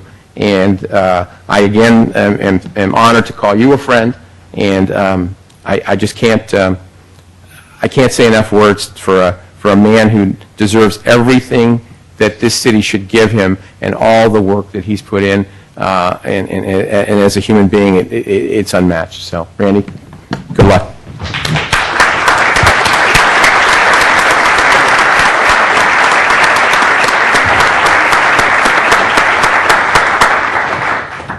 Okay, well, I gave you both my 2 cents, and Mr. Lewis, I hope that proclamation hangs as high as the other one. But the last thing I want to say is, for the public, the work that goes up here, the majority of the people don't see, and the level of commitment doesn't come across as well in the meetings as when you see the people behind closed doors or going to meetings and working incredibly hard. And both of these gentlemen here have been exemplary in their work here on the City Council. They give more to this community than I think anyone will really realize. And it is truly an honor to have people like this represent a town like ours. We always talk about we're the city of the good living, and we are a great community. We are partially a great community because of people like Brad Lewis and Randy Royce, and I think we owe them a great debt of gratitude, and hopefully one day we'll be able to pay that off. So thank you both.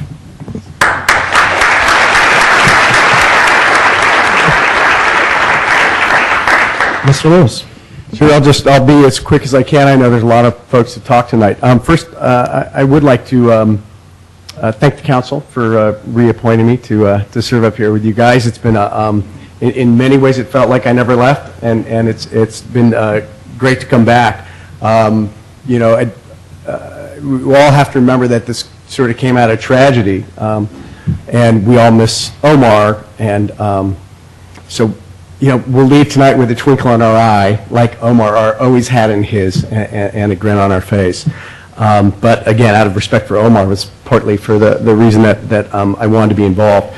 I do want to thank my family for saying it was okay. Both Ella and Regina had to say it was okay for me to come back up here, because you do a lot of personal family time sacrifice for these things, as everybody knows. So you don't do it without the support and enthusiasm of your family.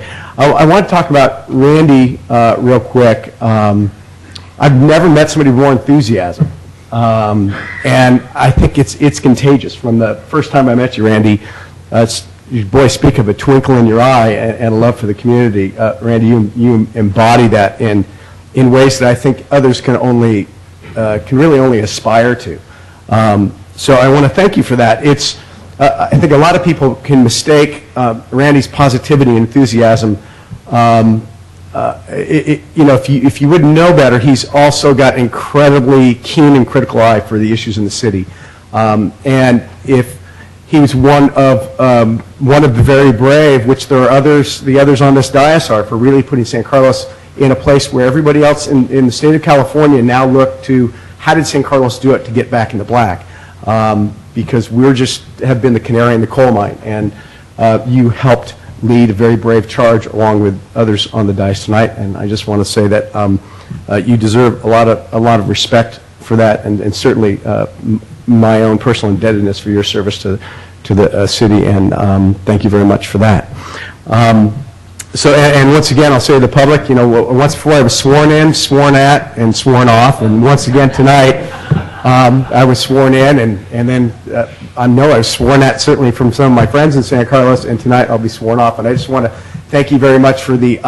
It's been so much fun. I know that's odd to say because politicians just aren't fun people, but we do our best. And so I want to thank you all very much, and once again thanks to council and to staff. Jeff, Christine, Brian, Greg, you guys, love working with you guys. Doug. Al, everybody's out there, Rebecca, thanks so much for all your support. It's fantastic.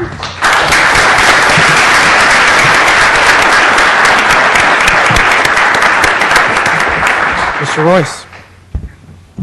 Well, I got really worried this last week of being on council. In fact, Saturday night, for 2 hours, I watched the presidential debate. And it was really interesting to see each of the 6 candidates talked about public service. They talked about involvement. They talked about growing up on a farm. And so I did some thinking, and actually what I'm going to say here, Roger and Todd don't know anything about, but I went into our family history over the last 150 years and tried to figure out, well, why do I get involved? What drives me? Well, it's documented in California history. There is a Rodney Royce coming across country who got killed by the Indians. And you could assess, did the Indians do the right job? Probably. Rodney was not a nice guy. That's part of my history. There's another guy who was born in 1895 named Joshua Royce. He taught at Harvard. He was a philosopher. And anybody involved with UCLA walking through campus, there's a Royce Hall. So I have 2 very distinct or very different part of the Royce history. And so I went layer by layer. I went into the grandparents and looked at how did they get involved? What did they do? Well, the grandparents were in a tough time in 1930s and 40s. The group in LA had friends who lost a job, lost their home, and they had their friends move in with them to the house. In fact, it's in Maywood, California, which is right next to Bell, California, and we all know what, of course, happened in Bell. On the other side of my mom's family, they had a boarding house in South San Francisco. In fact, it's still there, the Industrial Hotel.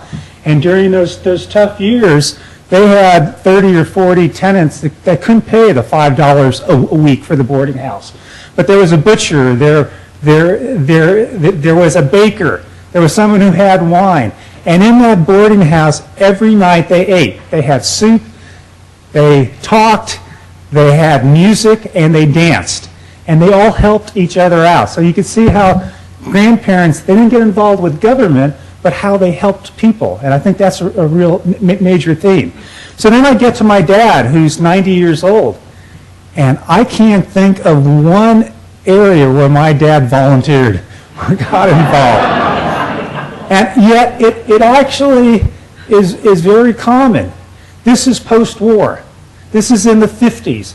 My dad would come home from the post office, eat dinner in 10 minutes, and go back out to Seal Stadium or to a boat show or the Grand National. He worked every sporting event in the Bay Area for years and years. And to really highlight how hard he worked, of course, my mom worked in a bank, the whole theme of getting ahead, work, work, work. I didn't know this till much later. Roger and Todd will hear this for the first time. When I was 4, 5, 6 years old, my dad had 2 weeks of vacation. What did he do? He went to the state fair and worked. For the 16 or 17 days of the state fair, he worked in the booth, sold hot dogs and beer, and worked all day till 11 o'clock at night. At 11 o'clock, the canvas came down, and he would sleep in the actual hut. And he did that for a little more than 2 weeks. He did that for 3 or 4 years. Again, the drive of trying to get ahead. So that was the post-war thing. So then I get to my generation. Well, why did I want to get involved? And I'm sorry, but I can't explain it. It was a love of coming into San Carlos, getting involved with AYSO, getting involved with the summer concerts, and we could go through all those events that I got involved with. But it was a love of working with San Carlos people and getting things done. And in conclusion, where I'm headed is, so what can we learn from the Royce generation? I think what we could learn, it's not the Royce generation, it's the San Carlos people. we are so fortunate, and I admire what I call the 1,000 families who do the Chicken's Ball, that do the Hometown, that work with all these nonprofit organizations that we have in San Carlos. We're so fortunate. And I also have, of course, learned on council that you're probably not aware of, is yet we in San Mateo County, there's like 1 out of 13 homes that didn't serve food on the dinner table tonight. There's a child out there tonight who doesn't feel loved. We have a jail, we have hospitals, mental and physical. We have issues where we all need to help each other. And so what my whole theme here is, we don't need to change anything. San Carlos, you should be proud. We are the city that helps out, that volunteers, whether or not they get involved in government or they get involved with a nonprofit organization. We do, with our people, everybody in this room, an incredible job of helping people who need help. And we really do it well. So in conclusion, people have commented, I've had the thrill of my life the last 4 years. It was a journey, it was the perfect timing, it was a perfect team, and we did it all. And yet I'm really favored by, there are so many more opportunities for the 2 new council members coming on board. There's so much more to do in San Carlos, and they're going to do fine. So with that, on a personal note, I do want to say that, as many of you know, I do have a health issue, and I do hope that my doctors and that, God works with me so that I could enjoy as many years as I can in this town, because this town is pretty cool. So thank you very much.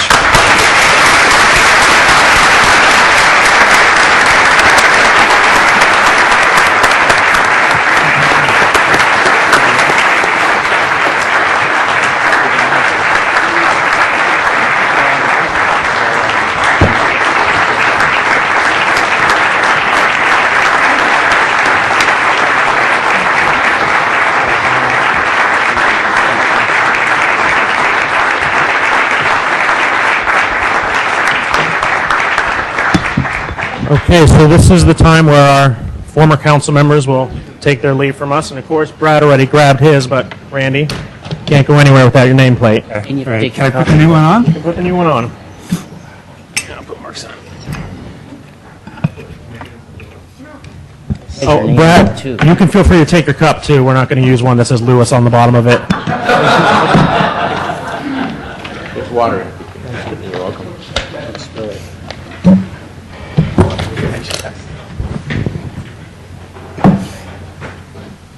Okay, if we can have Mr. Galvin come up first, and then we will go with Mr.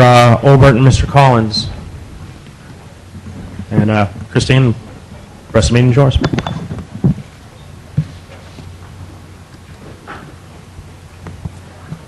Mike, can you raise your right hand, please? Do you solemnly swear that you will bear true faith and allegiance to the Constitution of the United States and the Constitution of the State of California, that you take this obligation freely without any mental reservation or purpose of evasion, and that you will well and faithfully discharge the duties upon which you're about to enter? I do. Great. Your oath.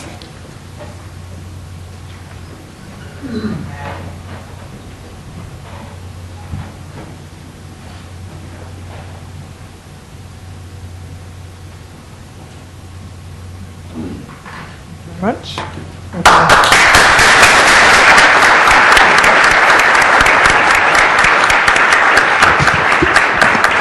Okay, Mr. Olbert and Mr. Collins, you guys could come up.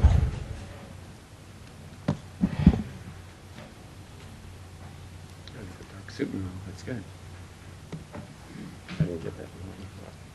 Right here, that's fine. You please raise your right hands.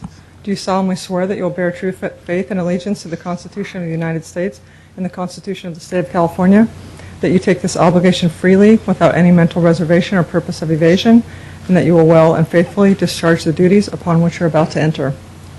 I do. Great. Please sign your oath.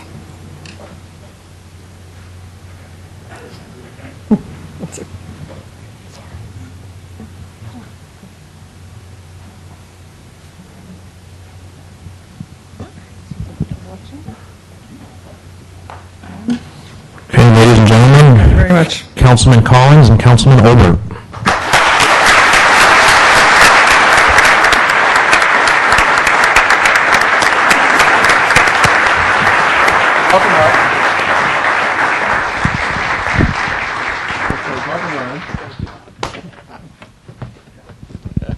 Okay, Mr. Galvin, for those of you, this is our city treasurer for, I believe, 6th term.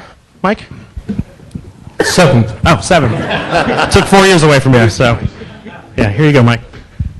Thank you. I'd like to take this opportunity to thank the citizens of the substantial vote of confidence I received at this election. This is my 7th term. I'd like to thank all those who helped me get my information out to the voters so they could be well aware of my experience and qualifications. And especially I'd like to thank my wife who's put up with me for this has been 24 years, and we've got 4 more years to go. I'd like to just mention one other thing. When Randy was talking about volunteering, I'm very happy to be doing this. I have some accounting background, and I keep continuing education, and I think it's very important. This is something that I have that I can give to the community. Unlike the first time I volunteered, I remember I worked for the post office. I drew up my own draft notice. When I went into the Army, I volunteered to go airborne for one reason only. That was so I could get $20 a month more.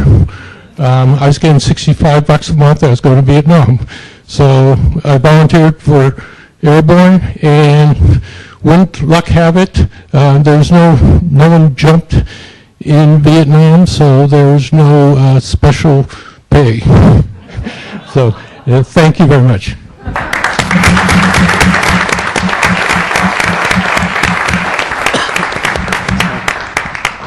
Okay, now we will allow our new council members their first opportunity to address us as council members. I'll start with you, Mr. Olbert. Thank you, Mayor Klein, or Andy. And thank you to the rest of the council as well for giving me the time to make some brief remarks up here on the occasion of joining you.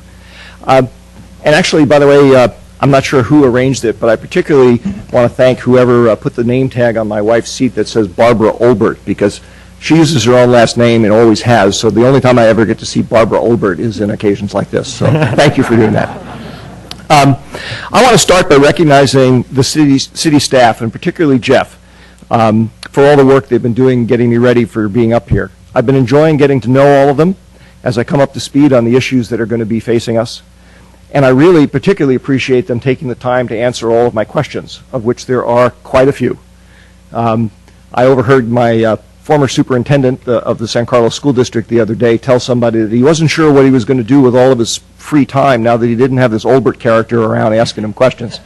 So I'm sure he'll figure out something to do there, but his gain is your loss, or one way or the other. No, but I really do appreciate it. I'd also like to thank the people who helped get me up here tonight. There isn't time really to list everybody, but I do want to single out a few for particular thanks, starting with Rebecca Shields, my campaign manager, who did a great job running the day-to-day aspects of the campaign, keeping things on track. And I also want to thank my very good friend Brian Perkins, whose efforts and whose advice were and continue to be incredibly important to me. And Brian, I look forward to working with you in a slightly different official capacity now.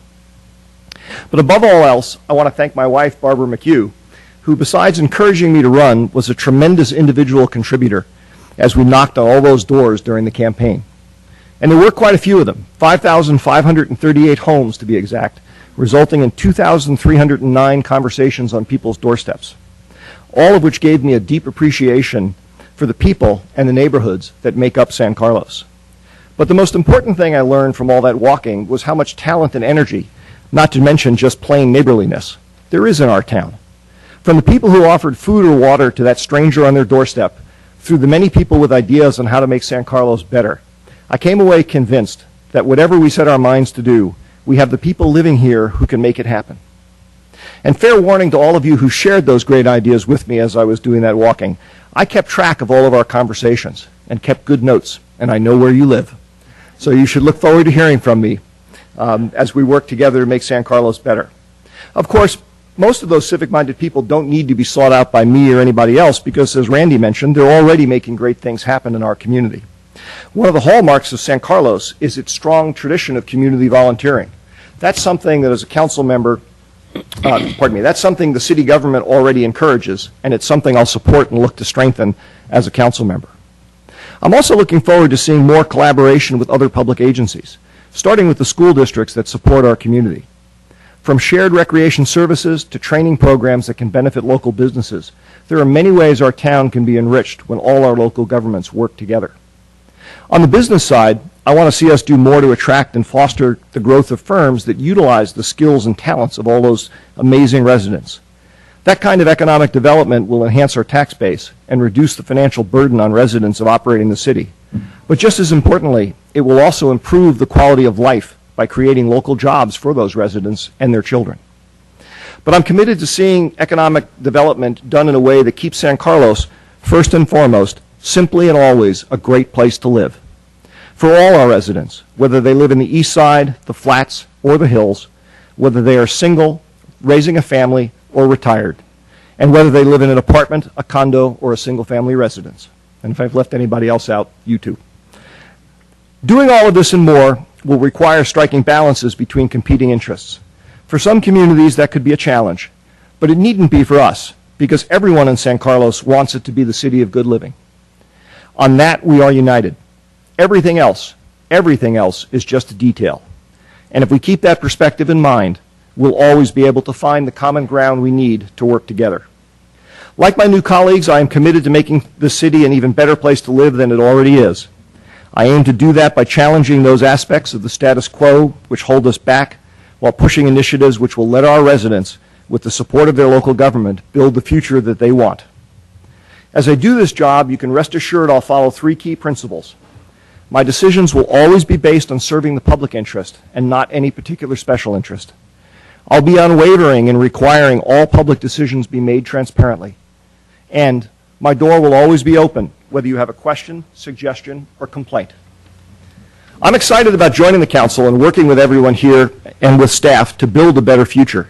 No one among us can foretell all the challenges we'll face, but I'm absolutely certain of one thing. This community, working together, can surmount whatever we run into. Thank you very much for giving me the opportunity to represent you.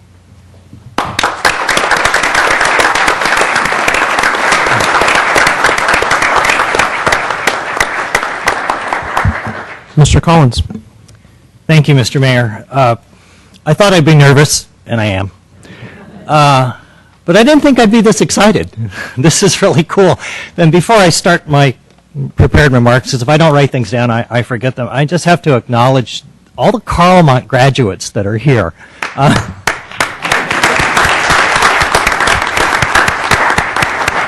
I'll start with my family. My brother is here. Class of '64, my brother-in-law, my sister-in-law, my wife, my mother-in-law and my father-in-law are here. They didn't go to Carlmont because they were born before it was built, but I'm happy that they're here. And my daughter, who did not go to Carlmont, and I will get to her momentarily. But it is very exciting to see, to be sitting in this chair now after thinking about it and avoiding it for 20 years. But let me start with my prepared remarks. Mr. Mayor, members of the council, city staff, guests, and my fellow residents of San Carlos, if you've ever seen the movie It's a Wonderful Life with Jimmy Stewart as George Bailey, you will have a feel for what my life in San Carlos has been like. Tonight has been about 25 years in the making, and I couldn't be more pleased and proud. No one gets to this position alone, and I have a lot of people to thank for the reason that I am here now. Mike Adelot, my campaign manager, Jeff Ira, my treasurer, Laura Tuchel, my PR wizard, Harriet Shakes, our graphic designer, and my daughter, Heather, whose considerable social media skills were put to great value, and I also thank her for being patient with me. And of course, the people of San Carlos who have chosen me to represent their interests for the next 4 years. Thank you all for your help, support, advice, and hard work. But there is one person whose support I would not, without whose support I would not have done this, and that is my wife, Gail. We've been through a lot together, just about everything in 37 years. There's no one who knows me better or tolerated my moods or my rants or shared my failures or successes more than she has. Words have not been invented in the English language to describe what she means to me. I have her to thank for 2 beautiful children and the unconditional love that I have not always deserved. Life can be incredibly kind and cruel, and we have experienced both of those in spades. But that is what makes me appreciate what I have today. Along with my family, it is the people who work for this town and who live in this town that have always been there for us. So I feel a lot like George Bailey, the richest man in town. Serving the city of San Carlos is a great privilege. It has been part of my life for more than 40 years, and I believe that anyone who runs for this office should do so seriously and respectfully. Local government is the foundation of our democracy. It is where we have the most impact on our lives. I promise that each vote I make as a member of this council will be made after doing my homework and asking myself, is this in the best interest for all the residents of San Carlos? Each of us is committed to making San Carlos a better place to live, work, and play. We may take different roads to get to this goal, but they all must lead to the same place. We need to listen to each other's voices, ideas, and priorities, and enjoy the process of doing so. And government is only effective when it is open to hearing the voice of the people. I value, respect, and need your ideas and participation, and I will seek them out. I also want to recognize the 2 outgoing members of the council who have so generously given of their time and energy to serve us and serve us well. First, Brad Lewis, after doing an outstanding job as a council member for 4 years, came back in our moment of need and filled an important role in bringing a calming influence to a council stunned by Omar Ahmad's untimely death. Thank you, Brad, for being here when we needed you. You're an outstanding man, father, husband, friend, and servant to San Carlos. Next is my friend Randy Royce, and thank you for mentioning Royce Hall at UCLA, my alma mater. This city owes a great debt of gratitude, and I know that's been said before tonight, but we really do. We do owe a great debt of gratitude to Randy for his hard work and brave decisions in addressing the city's budget crisis. And make no mistake, it was a crisis. Randy took a lot of criticism for his efforts, and we are all the better for it. I have the deepest respect for Randy, and thank you, Randy, for your service to our city. I hope I can call on you for your support and advice. In closing, I'd like to say to the members of this city council who made some very courageous decisions over the last couple of years, you were at your very best when things were at their worst. And I look forward to being part of 4 more years of continued progress and good living. Thank you very much.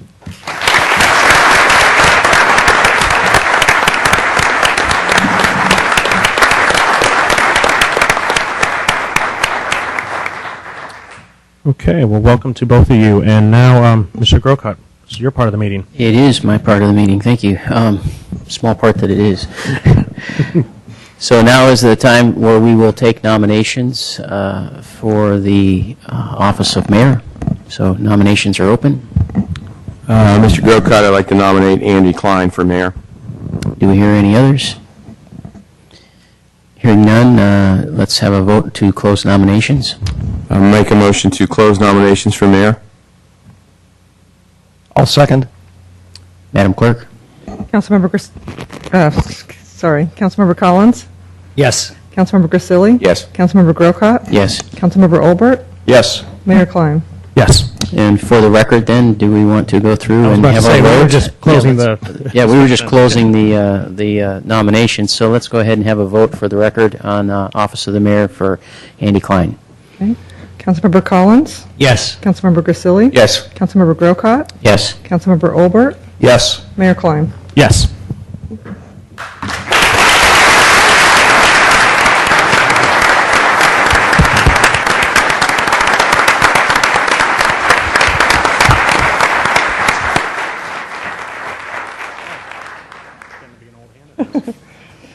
Please raise your right hand. Do you solemnly swear that you will bear true faith and allegiance to the Constitution of the United States and the Constitution of the State of California, that you take this obligation freely, without any mental reservation or purpose of evasion, and that you will well and faithfully discharge the duties upon which you are about to enter. I do. Great.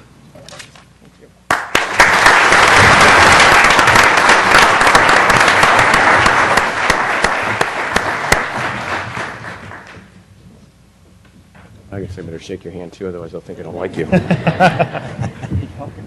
Yeah. Ooh. Thank you, Mr. Grocott. I will now take the meeting back. Now it's my honor to call for nominations for vice mayor. Mr. Mayor, I'd like to nominate Councilmember Grocott Vice Mayor Grocott to continue as vice mayor for the next year. Are there any other nominations? Can we have a motion to close nominations? So moved. Is there a second? I'll second. Madam Clerk? Councilmember Collins? Yes. Councilmember Grisilli? Yes. Councilmember Grocott? Yes. Councilmember Olbert? Yes. Mayor Klein? Yes. Now may we vote on the position of vice mayor for Vice Mayor Grocott? Madam Clerk? Councilmember Collins? Yes. Councilmember Grisilli? Yes. Councilmember Grocott? Yes. Councilmember Olbert? Yes. Mayor Klein? Yes.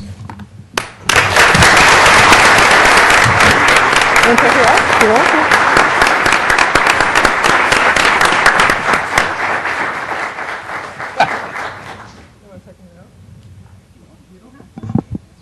You sure, Matt? It makes for good pictures. Okay, so now is the time that the three of us who have been up here for 2 years get a little chance to talk. So we'll start with you, Mr. Grisilli. As has been mentioned by the two new members of our council, it's an incredible honor to be up here and to represent the citizens of San Carlos. We have gone through a difficult time in the last few years. I honestly believe we have turned the corner and we're on the upswing. We have done things that nobody has done in this state, let alone in this area. And yet everyone is now looking at it going, how do we do this? And what you do, basically, is you just make the tough decisions. As Mr. Klein alluded to earlier, a lot of times it seems like we just sit up here, or maybe, as I learned a long time ago, maybe a deus ex machina, we're just dropped in here to work on Monday nights twice a month, and that's not the case. An incredible amount of work goes on behind the scenes and study, and as I know our two new members will do, because they have in their other jobs, spend a lot of time trying to get it right and do the right thing for all the citizens. I welcome Mr. Olbert and Mr. Collins. I congratulate them on their hard work to get elected. Having done that, I know how incredibly difficult it is to do, and they've committed, and their families have committed to this job for 4 years, and I give the families as much credit as the candidates for this. For our two elected officials this evening, Mr. Grocott, who has served now, how many, 10 years on our council? 10 years on our council, our senior member in term use. I'm still the senior member in age, I think. But I know that Mr. Grocott will do a fine job. He was in this position before and will do a fine job in assisting Mayor Klein. For Mayor Klein, he was thrust into being the mayor in an extremely difficult time. I can't even fathom stepping into Mr. Ahmad's shoes, especially under the circumstances. And he did a yeoman's job in the last 6 months, in my opinion, of representing the city very, very well in all aspects of what a mayor has to do, as well as on the dais here to try to keep the other 4 council members under control some nights, especially after 10:30. But I congratulate Andy Klein to be our mayor for the next year, and I'm sure he will lead us in the way he has led us in the last 6 months. And again, we'll have some tough calls, but we'll make them. And with Mr. Klein and Mr. Grocott at the helm, I'm sure we'll do a fine job. Thank you. Thank you, Mr. Grisilli.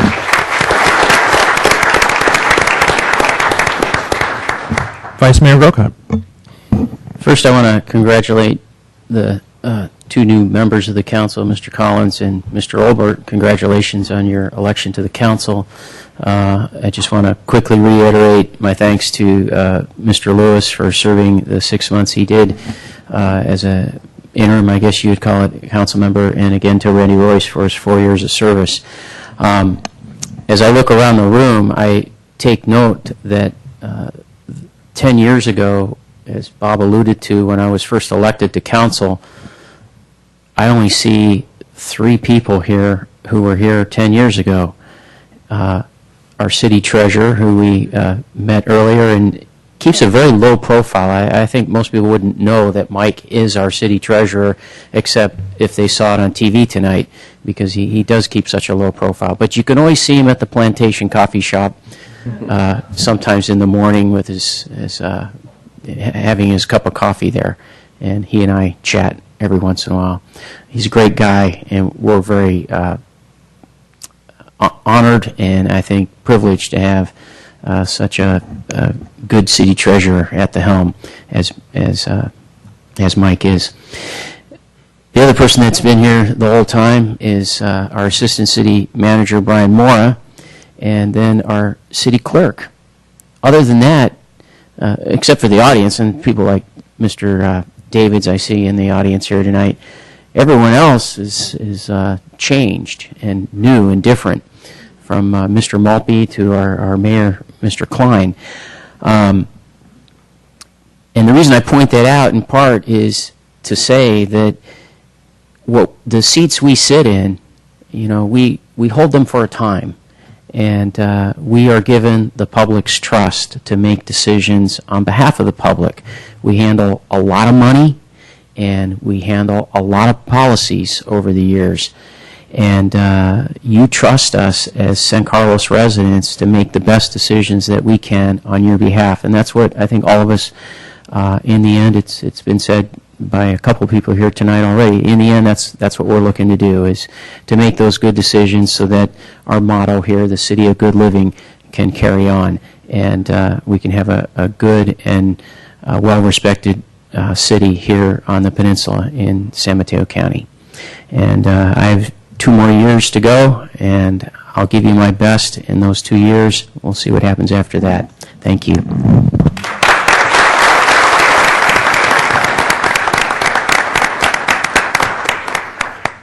Thank you, Mr. Grocott. So now it's my time. First, I want to thank a couple people who are pretty well known in the audience here. We have a pretty star-studded cast. First, Supervisor Horsley, thank you for coming. Sheriff Monks, Under Sheriff Bolanos. We have some former city councilors and former mayors out in the audience. Some school board members.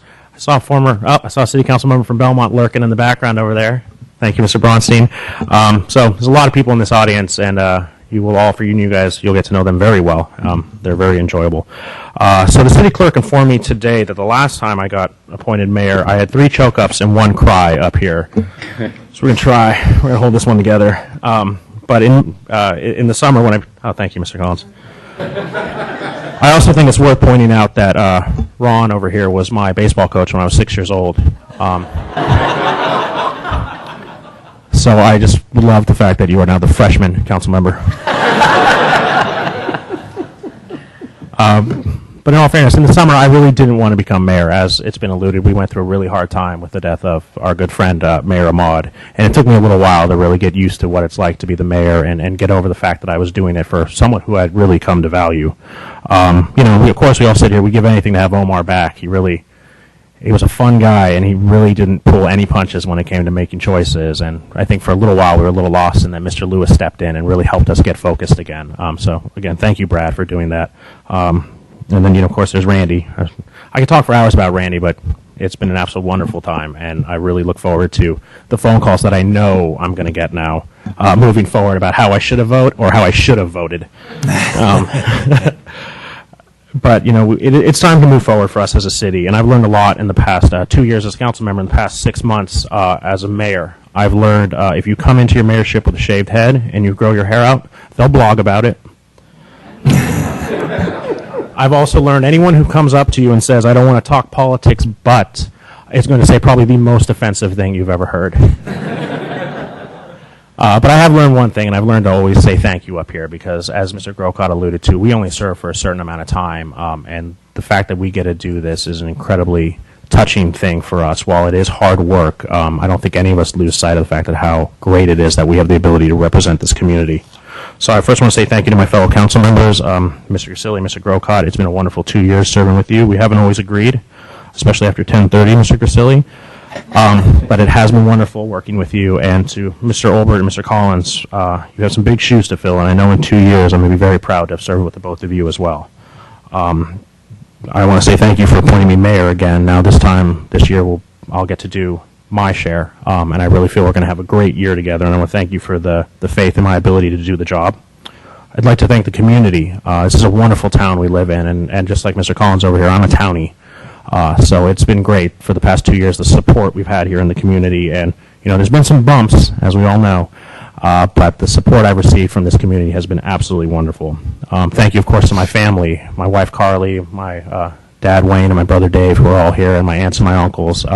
Your support and understanding of the fact that I have become a ghost at many events and not have able to make it to everything that I should has been very, very appreciated. And I know you guys know how much this means, and I know that's why you're so understanding. And the times we do get to spend together, I really take into consideration because it even means that much more to me. To my friends, it was mentioned about Carlmont alumni. We've got a lot of Carlmont class of 2000 in the back. You guys have been great friends and understanding how much this means to me and allowing me to cut loose and act like the 29-year-old I don't get to act like all the time. Of course, thank you to the city staff. I don't think our city staff gets thanked enough. They truly are representative of the city of San Carlos. You can't find a harder working bunch than the city staff we have here. We have less staff than the majority of the cities of comparable size, and I truly believe our staff works twice as hard for less money. And they do it out of pride. And I couldn't be happier and more proud of the jobs that you do. We have some of our department heads here, of course. There's Doug Long from Parks and Rec. We have Al Savay, who is our Community Development Director / Public Works Interim Director. We have Chief Rothis, who I have a connection with as well. As I've mentioned many times before, he was my DARE officer in the 7th grade. Brian Moore, our Assistant City Manager, Rebecca Mendenhall, our Administrative Services Director, Greg Rubens, our City Attorney. I didn't forget you, Greg. Remember that. He tends to get left out because he's the law. And we have a new Fire Chief, Jim Skinner, and our Deputy Chief Maupin here as well. And then we have two very special people. We have our City Manager, Jeff Maltby, who came into this role about 14 months ago and has really helped steer this council to do some amazing things. I don't believe we could have done it without you, Jeff. I truly believe this city owes a great debt of gratitude to the work you've done as well.